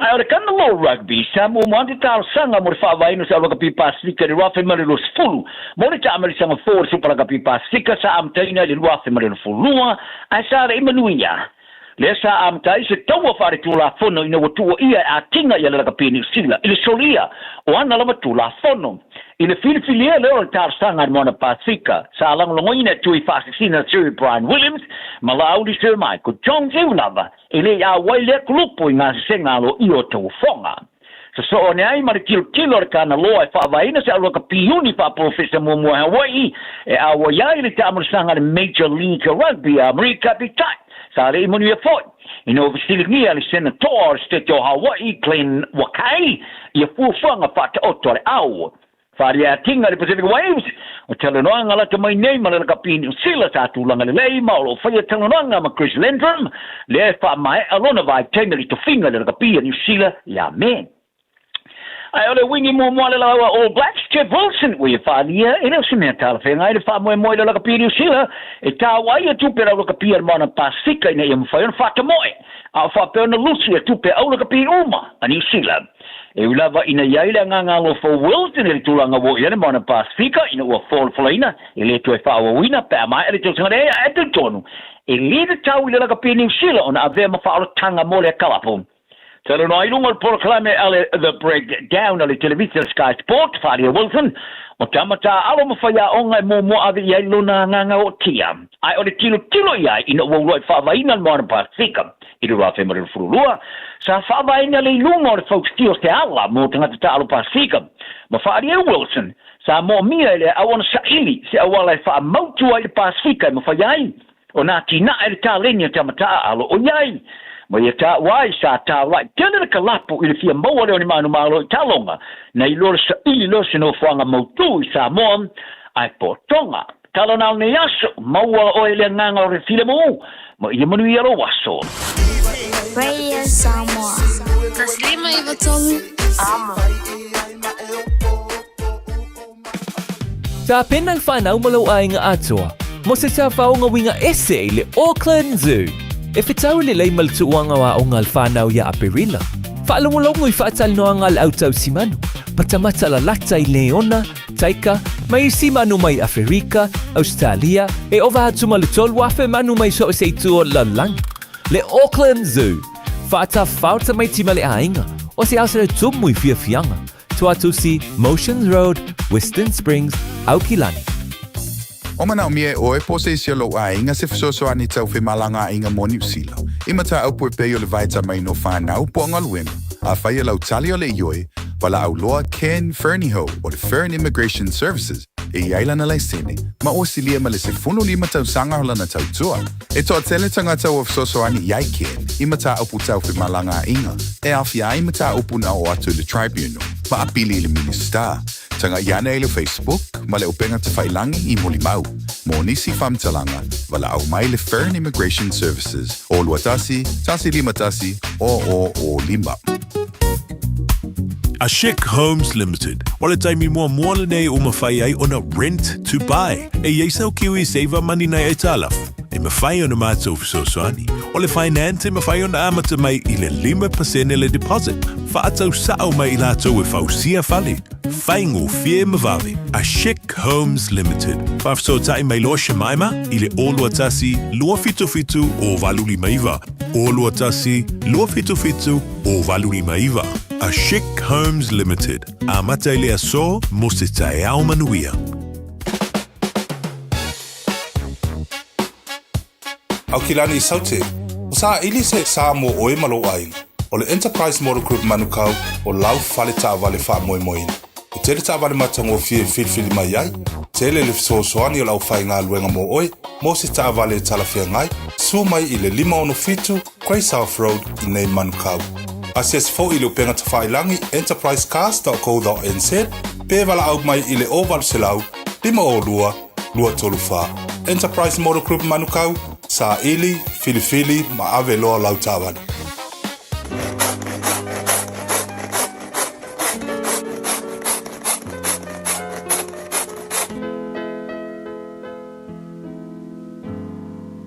Faitawina le upo le poto no le tautua matavela linga Fusi and Sons Funeral Services I Mangele ma Samoa. I taimi o mawhatianga ma whaanoanoanga ona o le maliu. Mana tualinga Fusi and Sons malana au nanga o le a whaamama avenga atu mo oe ma le ainga. Wala au I le telefoni lua fitu lima tolu o fitu.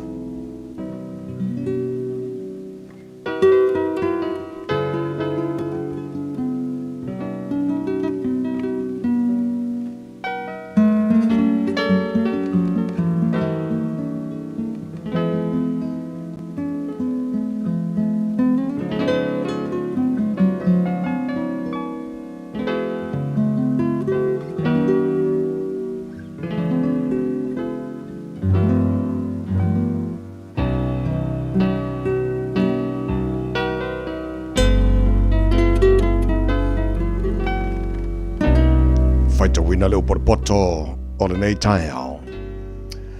Mai le matau pe lua se fulu ma le lua o le tusi o whataoto. Ia sili le manao ina ia tau le leia I le manao I le oloa e tele. Ma le angare lei. Ia sili le manao I lea I le ario ma le auro. O le mau oa ma le mativa la te whataiai. Na whaia I la ua umaea e le li. O leo wa whautau tana te loa atu le leanga malafi ai. A oe wa whaingofie e o atu pia I lanto o na whaasala ina I lea. O le taui o le whaamaulalo ma le matau le li o le oloa lea ma le vi inga ma le ola. O mea matui ma mai lei o lo iai e le ala o le whapiapio. O le tausi oia ia te ia e whaamamao oia I ia mea. Awa o ia le tama tusa malona ala. A o ina tue ina lava o ia. E le te asiai. E pule le mau oa ie martiva. E au na fo I le no mea. I le wa au mai ai ana mea. O le o lulu le amio le anga. E sele mai ai e le mala. E wha o motia fo I le to o lo naita. O le wa mata alofa. E wha amanu ia ina o ia. A wai foa I atu e iana me ai I leo wa mativa. Tuli ia le whata wemu. Ona mawai atu ai leo le whinaunga. E tu ua fo I le misa ma le whaamaina. O leo wa manao I le loto mama. E matango fie ona laungutu. E whai o ia ma ua le tupu.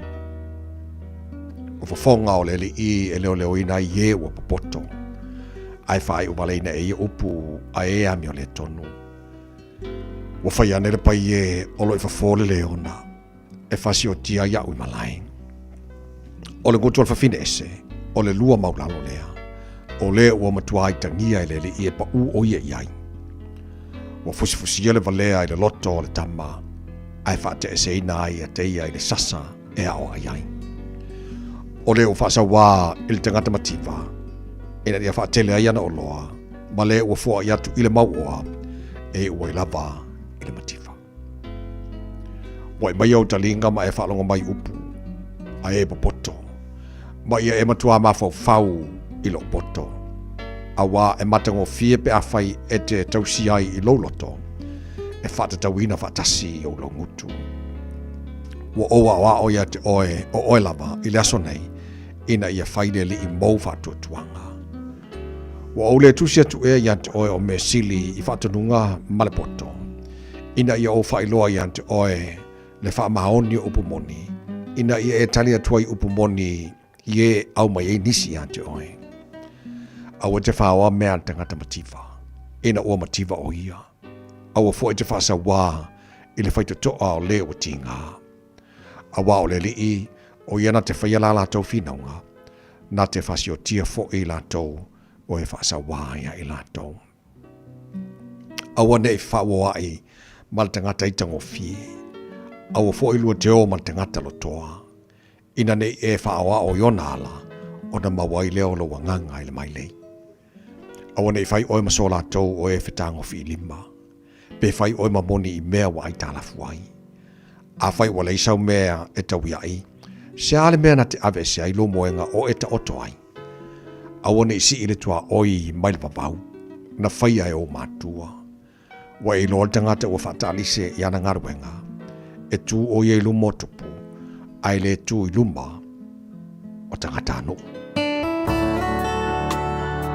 Ua awina atu le upu o le poto i le nei aso o no le langolango mai a linga Fusi and Sons Funeral Services. Ua mawhai o na tu whātasia ua unanga tāla whea ngai i ni tautau ngō fia tele. E fsosoni atu ai, a o whea ngai oe ma le popole ma le whememea.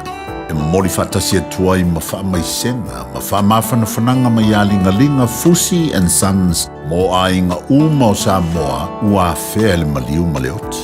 Malau mai loa ia lingalinga Philip Fusi lingalinga, to ia whaapō lingalinga, to ngia si ulavea, pesusu mai i le luas fulvalu Canning Crescent i Mangele.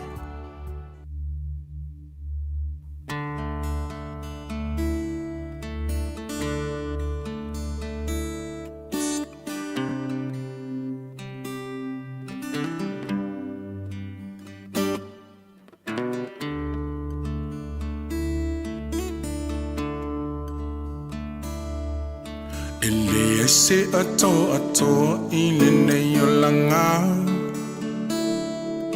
Ai mai sepe a fotua i o soleanga. Punitia e leita ala umole malama lama. Me fatawa a aita puni e lau manawa. So ane malilo totau masuya tu. Upune ina ene filio na yo manatu. O misala uva ai wa ene ilo na talatu. O le toe sinie na te pui malilo na fatu.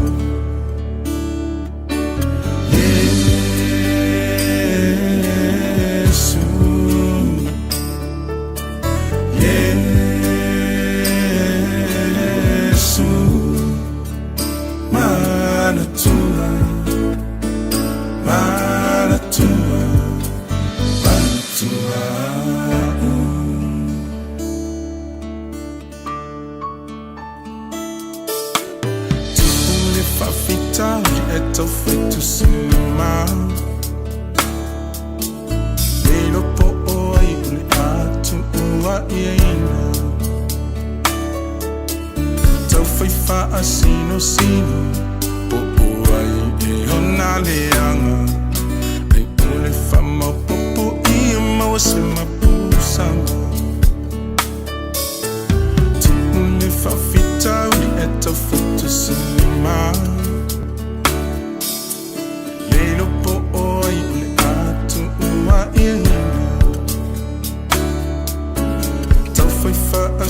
Sino po ai e una leanga Ule fa mau popo ia mau se mapusanga Oh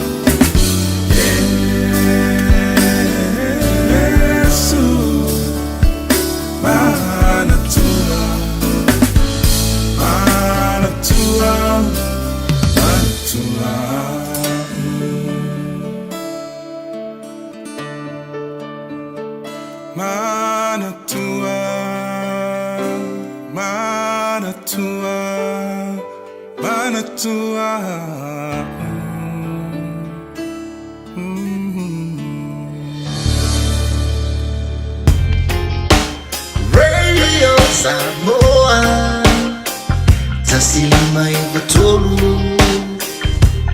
amo. Radio Samoa, tasilima ivatolu, amo. Ole Casa Beds and Appliances, ole tali o manaonga, I o loe whaatotonga ilo mauta, ini taulelei, toi anangata, e mawai moenga ngā o si tutono nipsila, wha apea se tino fōa le potumalo lo, laulau ai manofoa, TV, la au pese, usa aisa, masini tā lava, telefoni fe aveai, maisi. A few ane loa I le whawhituwha Great North Road o tau, po le tolo fituiva Great North Road I Henderson, le Casa Beds and Appliances, telefoni o valu se lau, lua lua lua, lima whāwalu, o valu se lau, lua lua lua, lima whāwalu. Au ki lani I saute, o sa ili se sa mo oe malo ai, o le Enterprise Motor Group manukau o lau fale ta vale wha moe moina. I tele ta vale matango fie filfili mai ai, tele le fisosoani o lau whai ngā luenga mo oe, mo se ta vale talafia ngai, su mai I le 5 Grey South Road I nei manukau. Asias fo I le upenga ta whailangi enterprisecars.co.nz, pe wala au mai I le oval se lau, 5 lua tolu wha. Enterprise Motor Group manukau, sa ili, filifili, ma ave loa lau tāwani. Le Shine Dental, lau fale wha inifo wha moe moeina. La tau te whaia fōwha te alanoa ngō unifo, ia so lulu tai tasi. Tele e wala me whai ona tutongi ai lau tong fitinga. A fio mai loa I le 5 Great South Road manukau, Bevili mai le 2 o nonu whawha, 2 o nonu whawha. Mo le Shine Dental, e ia inga whapito. Au ke lani, ua e sauni. A fio mai loa le Harrison's MZ I o Tahohu, le fale ofu polenisia pito I sili o na tele ai la e moa li'i, te mai ta e mawhanau. Mai ia e sui ai la e o oi mea lofa masulvania, e maua o ma ile no whangai tasi. A fio mai mawhailo mai le Harrison's 20 e to asia ai le 20% mai uloa ufa pa uina. I oe, ta o mai le Harrison's 20 ma surfe ai le 20%. Le Harrison's NZ I le 23 Hall Avenue o Tahogu e te le fia masia. Tau tō boi wera sa mo se 5 a mo. Nei mātua malato uman te pena, pisi le tai au te pena ina o nei whanau. Relax. Pawe vela le koko Samoa. And enjoy your malua le tai au. Mai ala so amal tātou solo le nea saputo. Se me afai, ona olota milo ai le se ita utala mai. Afai lava ua e busu tau vale ai lo ulu, I lo alofa e mafua I ata uku.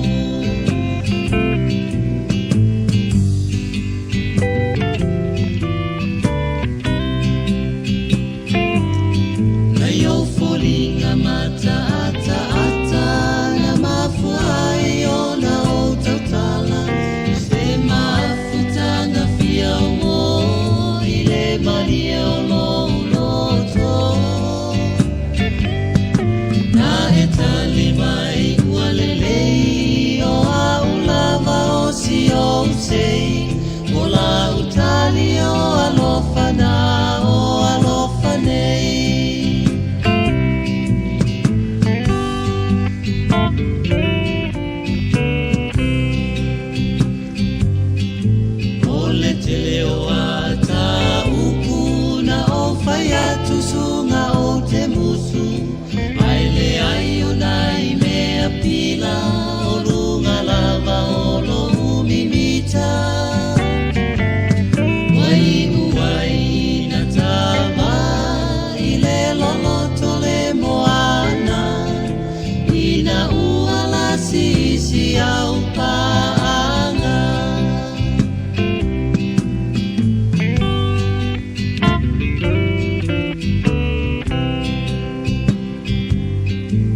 ia sawia oe o la ukele wa umatu o so manatu ai aluia i le lalo langi e talisa pai o na maulaki e fina ngalo e le seua o le atua e le foifua o ua lofana ua umai taua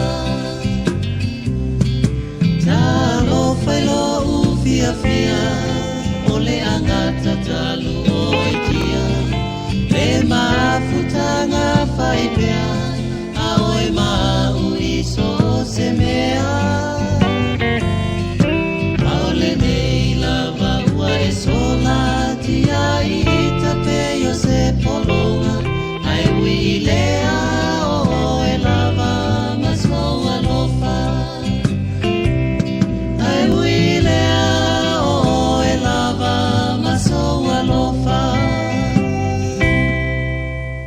o le solo whatiwhatunga o manatu na mawai upu na tusi ai leina mawai leina ma wha mawina solo i te tono le tusi o le malamalama tusi le sunga ya Pastor Rolangi Mikaele o le uola mo o le autu o le solo le neitai au o lo whaitawina lava le sunga ya Pastor Rolangi.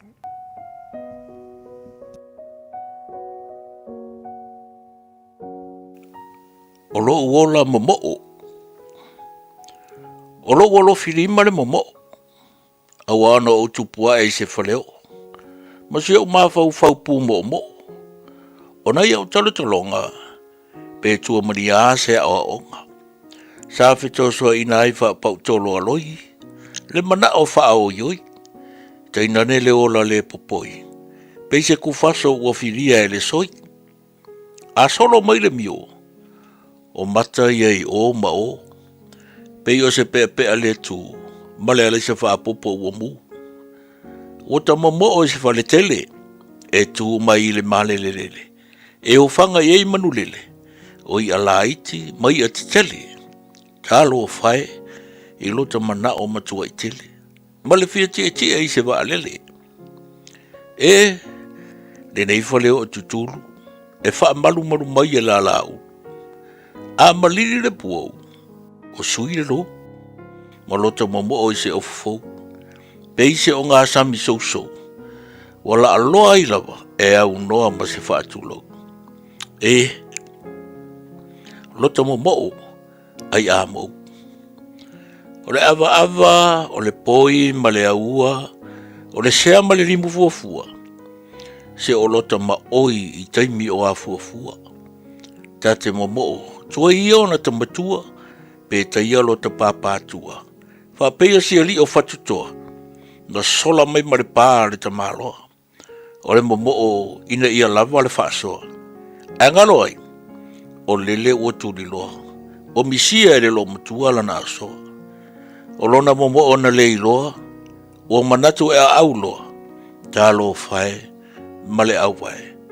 O sola le pepe na i le lima, ma bulu fu le pepe na i le vai. O apera amona momo, e fia mboa sona so. Talo fai lona whaasa soso. Nā fuai lona aioso. O pisa tama, o fai lawa le taula malama. Pisa i whanua, pisa fo i le suafa. A ole ele wha lau toafa. E to e se i fo lawa le whao.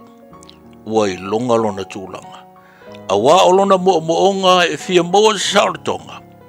Ua vea lava māmonga. O whai ei nisi ma polonga. O nei moonga whai wa vale, pei o meto tangi vale. O le whale e lau i ula e pou e le toa. Ua vea ma mitanga o Amoa. Hau siota mo moa sa Amoa. Launga ngana nei leiloa. Ma mau atu le vasaloloa. Ina ua e whatalanoa. I lau mea sina e te tiwai le lalolangi atoa. Omi whani o le ale, ma whaalongolongo i siana male, tā e, fo i maia i le whale. Ua vini tele lau tale, pe te amata mo le matasaua e o i le alataua. O se ele malia i vai, pe ale ngā tusa ma le finangalo le matai. Ia ngata lo manao i le mea ua e maua. Au hae a le unga tausi. Ai ti ngā ina ai le ating. Ia, so ia lo so ona momo.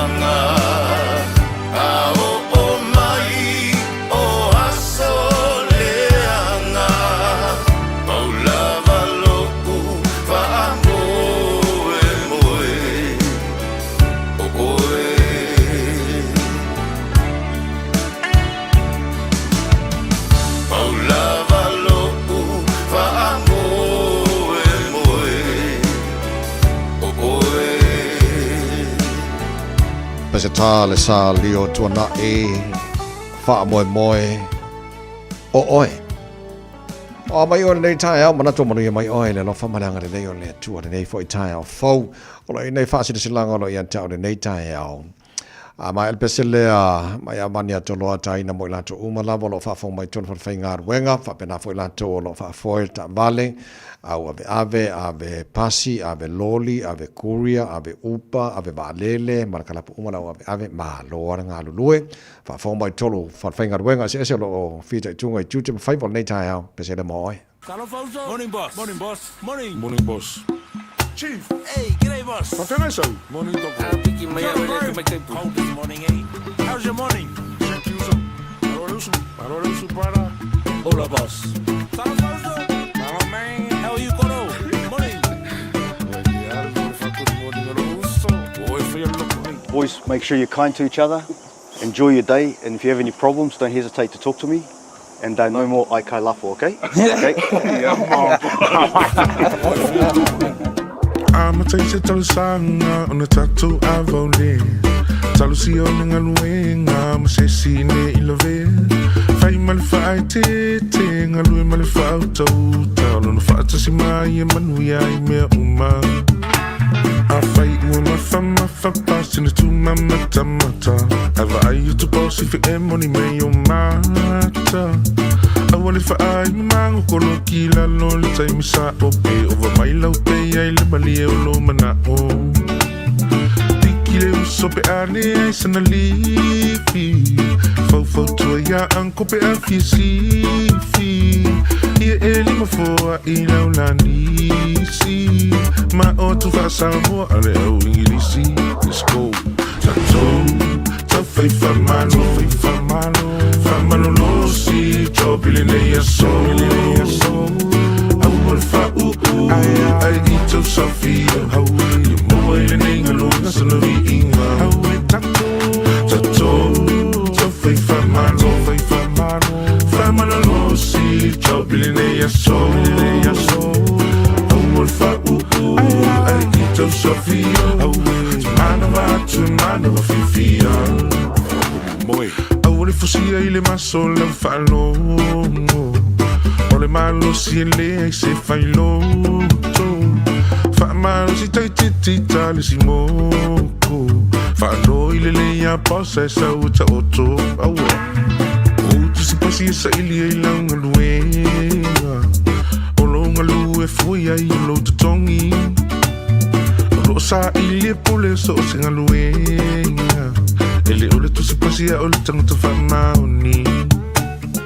Tatele to pule ni ta tu si pasi. Tu sa penu tili ta fa palani. Ata fa maoni atu le tu no ti me fe au masani. Te e tu e tangi. E umane o ye sir tu masati ni le ami. E mano ye na lo nei e toi malu ye le langi. Wow. Tato. Fai mano lo si. Topili nei a so. Awal fa ai ito Sofia. O ele nei ngalo nasa na vi inga. Awe tato. Ta fai mano lo si. Topili nei a so. Awal fa ai ito Sofia. Mano va fifia. La mai ano afai ua yo a ono tutongi. Sele ilonga lui ma le fa maoni. Fa te alau tau langa ona fai leo fuafuanga ma mana tua Samoa I lau fa somo se fa mamoli. Fai lau singa masani ma le oli. Toi tutu foi mana vai so I le loli. Ai se yo foi la I le aso tongi. Fa'atata fa'uma au fa'ai la mai fu'i sa masongi. Au ai te ai ina ne ia se oli. E se atu se apu ai fa'ali mai pa'umoli. Mawalo launga luenga ko anga I kakalo. Loko mawalalo. Au ai ke chiki ai fa'alo alo. Ko anga I fasili ma wawelau wa'o. Au ai ke pupule fua o I se mea. Au whainga luenga lai le vale. O lai loa mai o le ngai ke pase e o ngā. E se le so enga lo pasingi au le I molo pi. Daily from your low text. Maili I mo paper. I so mai relax. Waka kau o nga pase me maloi low pack. So pack, wash it. I would get the foul. Vai oi I tuli ele usu mai tayau. Pack, wash it. I would get the foul. Vai oi I tuli ele usu mai tayau. Mai akile ni askali e kau i skivi oi falangi. Musika se kamali, ile so I fefiloi, kame ki sasi o kilang. I tatou, tau fai whamano, whamano si, tau pili nei aso, au al wha ai I tau safia, mo ile nei ngaluang sono riinga. Tau fai tatou, tau fai whamano si, tau pili nei aso, ai I tau safia, mana watu mana fifia. Awha aita oe e seisi, ia e ono sa I teisi. O alau lelo tama wala lo, a malu I fale malu fafo. Au whaingaro e ngā whea lo fani, mata utile ngā kamupani. E amu ile na pule siri, ele so ona fire seisi. Se amu ile na pule siri, ele teitai fika e seisi. Bueno, somos problema hewa tolo amo mana tau tuana nei tai mara tai au. E tātou o loo tu mau na wala mai e amo ne tātou ala leo tasilima iwa tolu amo le whaafonga I au kilani. Ia, o le vaenga le sa whamanatu atu lava I le vaiaso I tuatu. O na o le vaiaso le tātou nei ma le vaiaso le nei. E whaamoe moe tauna umai ngaruenga insinia lo whaale le tātou pou whaasalaunga. Ia, o le tūlanga na wale whaiona maua tātou tasilima I whatonu. A mo tātou I tono au kilani o lo o whaawau pia tātou whaasalaunga le Facebook ma le YouTube a rode Samoa. Ia ma tātou ala leo I Samoa FM 106.1 a mo le tasilima I whatonu a mo le tene whaafonga inisio tātou nei au kilani. Ia on sa, a le se yung mga vange walang o kail mako pikongu ula kuore po. Ai malanga atu le highways fulma leo no jalu o I Sisifo. Pasi lo le off Lincoln Road. E te sirisira ku le po umi ala ku mai I ku aku nga. Yo le po langa le nga luei ngai singia la se o ala ku ngai ngo o afele e o faisole. Ka ko la kiki nga yo ko nga yo le wa kari nga fo ile ku ngu le ko la marka sili mai ko amo fa mon talo sia yo aku las faile o manga ruenga e ko on fo don tatou ai fa fo mai pe nga fo fa nga download le online radio app. Lai mo fo tatou radio Samoa. Fa fo ngai de mo nei taimi fa mon mole onai fa silanga Olo ia tau le nei tai au mori fa te tele lava I taru company lo lang ina le por kala be maru le tai au o le Enterprise Motor Group I manu kama le Aro Memorials o le au nanga o vatu ma le tolos futu sanga o tautua mo oi ia mola wainga o ma fa manatu nga o sia I le mamora pito silion le lei e ma fai na la to la foi nel ma fa manatu I Samoa ma ne pe fa sili el tu langa le ma ne foi le au nanga le se mete pole la so so ani ala ai ala to te pena o ma ai nei ia male tu langa ia le tu pe sili pe fie la foi ma le tu langa o fa le leia to ma fa manatu ai ave nei Samoa to la Aro Memorial se fai na sui fo iai fai la filfilinga o la tu la lo mangele te mo lo se fulu Massey Road I mangele e vai na bala wane la tu telefoni lua fitu ono fitu valu fitu lua fitu ono fitu valu fitu male la tu la I Manuko e te mo se lau fasu mal tolu Cavendish drive I Manuko o le la tu telefoni lua di ma o tasi tolu o fa ia male la tu la tasi o lo Sisifo o kilani te mo ile tolu tasi tolu and Great North Road in New Lynn o le la tu telefoni valu lua fitu lima tasi o valu lua fitu lima tasi o faina esa siane la tu penga te failangi arrowmemorials.co.nz ai monise fam talanga wala wane la tu telefoni na lua fitu ono fitu valu fitu lua fitu ono fitu valu fitu le Arrow Memorials ma fa manatu I se tau ngofie nga osi ma fa maoni mo oi pele ia te oi Whaftaila unanga ale Enterprise Motor Group in Manukau, o sa ili se Samo o emalo a inga, o le Enterprise Motor Group in Manukau o lau whale ta vale wha mo ina na.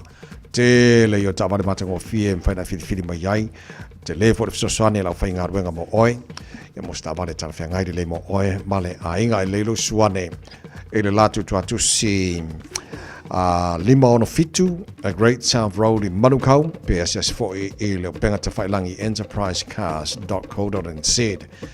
Oro e latu telefoni o Varselau lima o lua tolu wha, o Varselau lima o lua tolu wha.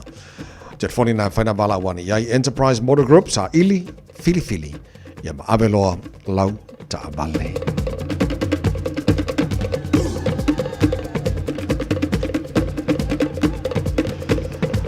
O lesia tātou whaasirasilanga o le Pacifica Open Day. Awane MC al wha le Pacifica Open Day. O loo te pena mo le aso lulu. O le aso rusu mo le iwana o Aparila no inga le aso lulu le aso fau. Aso o e amata se furu le tae ao. Nga i le lua i la wauli. O le a wha taunu ina ia tui o le fulu. O tui o le koviki. Ia Maremisela. Mo tangata Maratua ma nei whanau.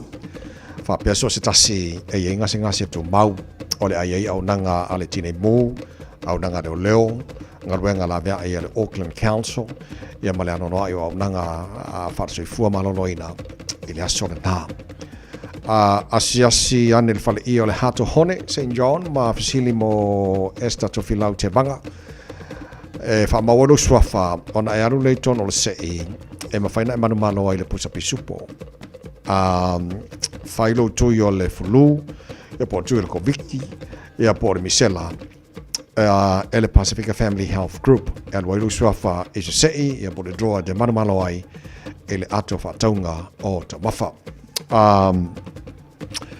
E maua le ta maftanga mama, ma le afor se fulu, e le se fulu tasi le tae au, le nganga la fai kulale mo le ta maftanga mama, ia mo la tole la va vea tu tato fa mo na mantuala le Pacifica Open Day tu si Manurewa netball in Browns Road so ko kilo ia Manurewa netball iwa so malima Browns Road in Manurewa o ina la fa tonu wai ia le fa mo na so mantua fa mau fa la kalena o ngalo la soludo le va so fo so lo so malaiva na o Aparila a mata mai i le se furu le tae au. Ia e o ma le lua le audi ma ngai fo ina na wha moi. Ia ngai whai lo tui pui, fulu, ko viki, ia ma le tele nisi au nanga o le a wai. I le asona na pe ona iei. O nisi nao tātua wha asiti silanga o le nei fo i tae au fau. Ia ma uwha mai e fo i ma le tāra bukalame nei fo i tae au. Ia Samoa mai era ia lo au watu lo lima ta ua whatu wha. O le tamarua le tae au le nā mo nei fo i so lulu. Whaftai tele lava lau tala mo lau tāpua inga. Manu tele la vore nei aso le lofa maranga le o tara matai le langi o ka lo le fai fatasi. Tau tai le tua tara fo lau o to ona nei tawai meni. So for God bless. Yesu e tau tai mai no uwa I le nei vasa fai ngata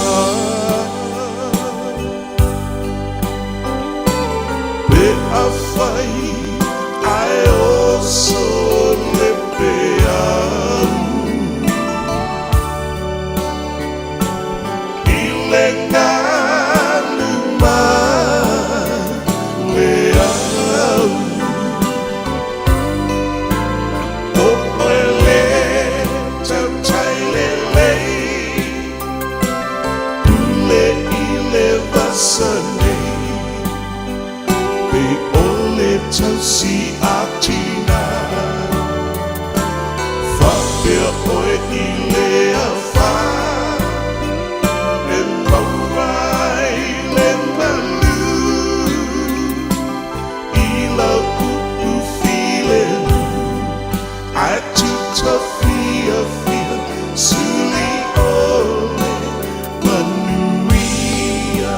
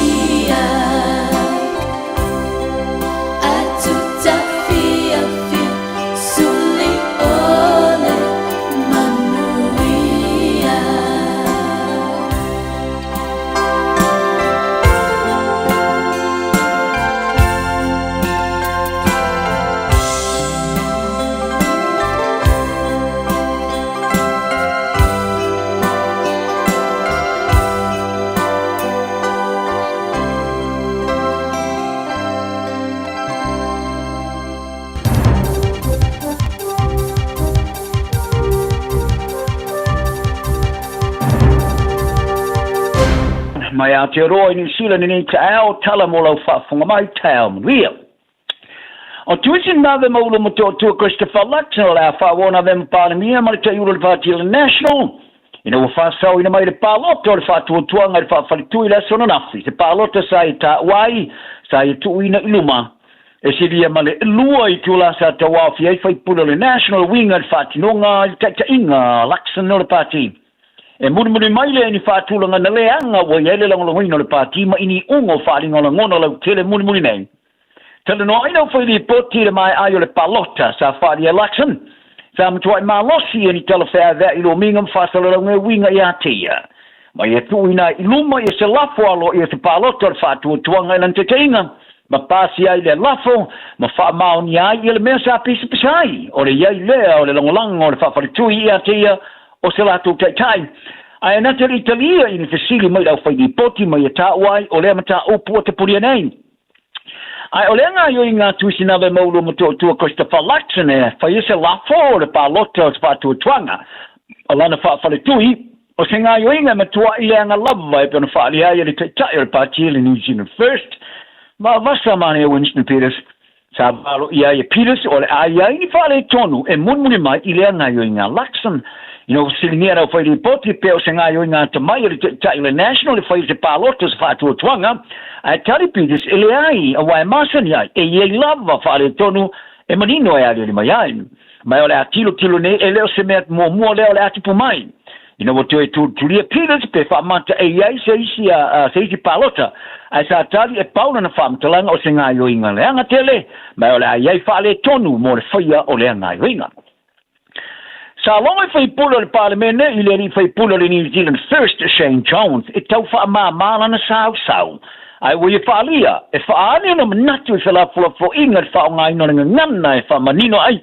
Se mata upu e peo le whaingo ino tangata initia e anga i mai New Zealand nei. O se ngalu lolo le whawhaki mai o le tau mawha initia o le butter chicken. Po le butter chicken tsunami. Sa whaari ai le Parliamene tu i sinawe maulo mo tua Christopher Luxon. O le mana tu whaari o Jones e so tanga i sei nia le New Zealand le malia ngor sa alo tonga o whatu inga mai initia e le maua i se fisosoani. Tabe tai. Sa musu e whaali pe o lona manatu o se langona o Jones e whailunga lanu. E le o langa rangoina le New Zealand First i le malienga o le sao tonga whatu inga. O le mele na e mana o mia i le National se langolango mai le Party le Labour e pasi e tuade tula fono di tono le Parliamene. I se te video sa pasala lau ina lungo o wala so tenga lau tele. Sa whaari ai e le suita ulo le New Zealand First. I le ta te ona talieina na Party le malienga. Ma ia tā wai, o se malienga o le a le tāwhi o fia le lofi mai o tangata initia malanga mai. Ma tūle ia i lalo le tāu o te tongi, whātumu le lungo o wala te tere. Ma lofi tū i nai whātinonga o soi fō manaloina. Faria Jones le ke is the telo ni fa tinonga fa jonga la te mau e paude me I le ka te ona yo ina le ngalu lolo pato chicken mai ni sila awanga ia tu le pare mene le sona na visa lo mo ye Jones le foi poti o vai na to semalanga inga o le ave nei ma la tu ki o tu le tu sanga fanga palota ma ilana tu kilo iai o vai na to semalanga inga o fa la finai Il tono le fenga ingo le tau tongo fa te winga ise awala e leo fa ilo ise fa moe moenga o iai o tangata kiwi. Fa ia Jones e le mana o te sopa ia la fa amtalanga ma le panemia e na te le io ina lona fa winga ino le mea e faya e pele e faya fo ia le marienga o le sao tongo fa te winga. O le fonga Jones o fa tio ina malo se e tangata inikia ni sila nei. O le kina ia Shanti Patel le presidente forward o fipilia o le asocio tangata inikia utilani sai falia o matuai fa no tele I mana te Faria Jones mai ta wai o tele nga tu planga tangata inikia ono no foi ni sila Ini te singa I ngō rua whamare rufo tolu sa wha mau inai o tangata anu o inikia e lona tolu I tangata anu pinu to tele atu ini sila nei Ai leo se tei mua le woso fa ia Shane Jones I tangata anu o inikia malanga mai ni sila Ini lua whina simaliva sa longa ia Jones tangata inikia e pue e isi vale le soa ia to teliu ia lato ainga Ono le efi e swing o tu la fono mo visa mo paanga e peona wha whainatai mo sos tangata malanga mai e patino le tangata inikia ona awina mai o lato te to luma paanga I New Zealand sa longa ia Jones tangata inikia sa vavali te tei le swing e le timing E tau wha mai wha mtalanga whai, a wa ilana tio kilo iai. E le iso lato wha moenga wha tu la fono e awina ma iai o lato nu uma, I New Zealand. Ai a whai le mana na oai ma wha matauina I lato e to e taliu I lato ainga, po e si waalele e to e taliu wai. E le wafe ma le rufuru lima sa ia whai ai fo se la fonga e winga.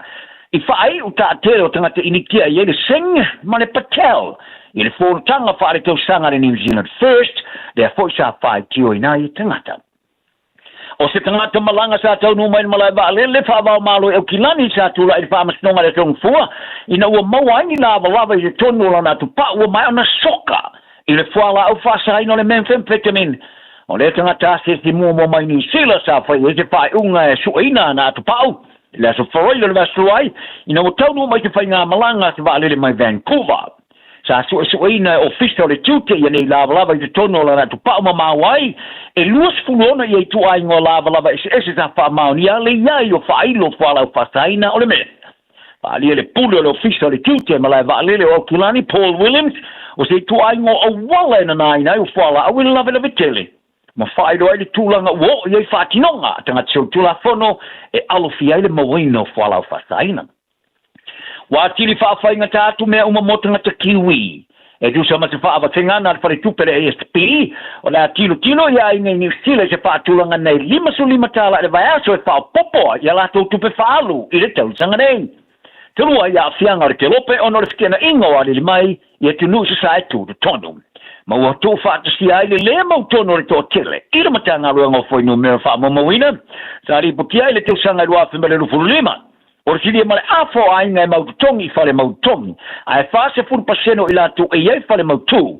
Ele o manatu or tu so la tu tongi maua la tu mana onga ia stetasi. Ole ofisa silo te mau ai ngare ASP Nick Tuffley. Sa ia longo ai le tore ni talks EP.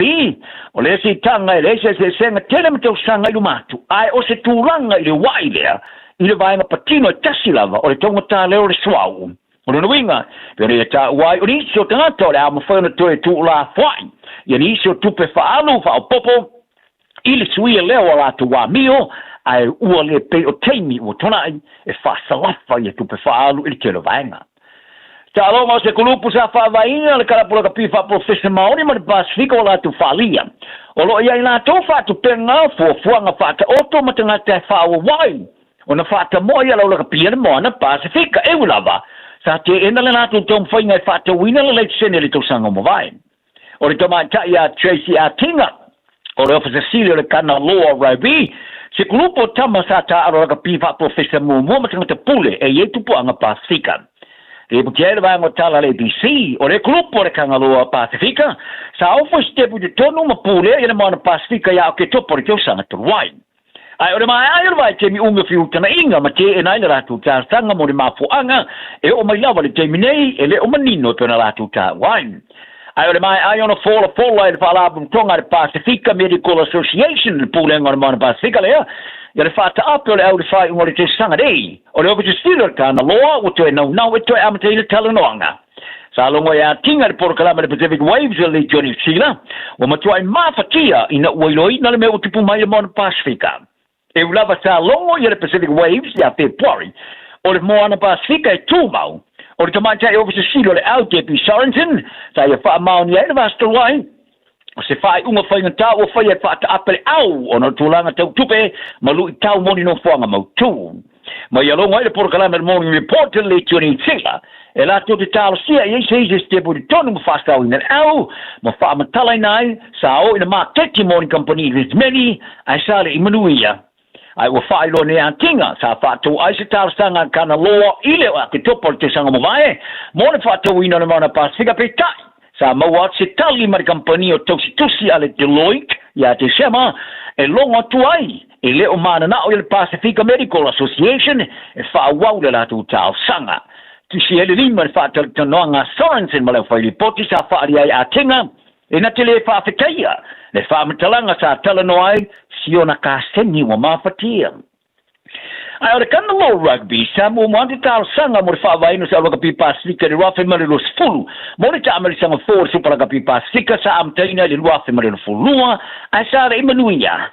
Le sa amtai se taua fare tu la fono ina watua ia a tinga ia le kapi ni sila. Ile solia o ana lama tu la fono. Ile filifilia le o tar sanga mo Pacifica sa lang longoina tu I fascina Sir Brian Williams malaudi Sir Michael Jones e lava ile ya waile grupo ina sengalo io to fonga so ne ai mar kilo kana loa fa vaina sa lo kapiuni fa professor mo Hawaii e a waya ile tamur sanga Major League Rugby America bitai sa re mo ni fo ino vestigia ali senator state of Hawaii Glenn Wakai ia fu fonga fa to otore au Faria tinga le Pacific Waves o talanoanga la tamai nei ma le kapini sila sa tulanga le lei ma o faia talanoanga ma Chris Lindrum le fa mai alona vai tenga li to finga le kapini sila ya men ai ole wingi mo le la All Blacks Jeff Wilson we faria e le sementa le fenga le fa mo le kapini sila e ta wai tu per le kapini ma Pacifica nei mo fa un fatta moi a fa per na Lucia tu per le kapini uma ani sila e ulava ina yaile nganga lo fo Wilson le tulanga wo ia mo Pacifica ina o fall flaina e le to fa wo wina pa mai le to ngare e te tonu e le de tau le ka pini sila ona ave ma fa tanga mo le kalapo telo no ilunga Porokalame ale the breakdown ale television Sky Sport Faria Wilson o tamata alo mo fa ya onga mo ave ia luna nganga o tia ai o le kilo ia ina wo lo fa vaina mo Pacifica Iru Rafa Marilo Furulua sa fa vaina le lunga o folks tios te ala mo tanga te alo Pacifica ma Faria Wilson sa mo mia le awon sa ili se awala fa mautu ai Pacifica ma fa yai o na tina ele ta lenia tamata alo o yai ma ia ta wai sa ta right tena ka lapo ile fia mo le ni manu malo talonga na ilo sa ili lo se no fanga mautu sa mo ai potonga talonal ne yaso maua o ele nganga o refile mo ma ia manu ia lo waso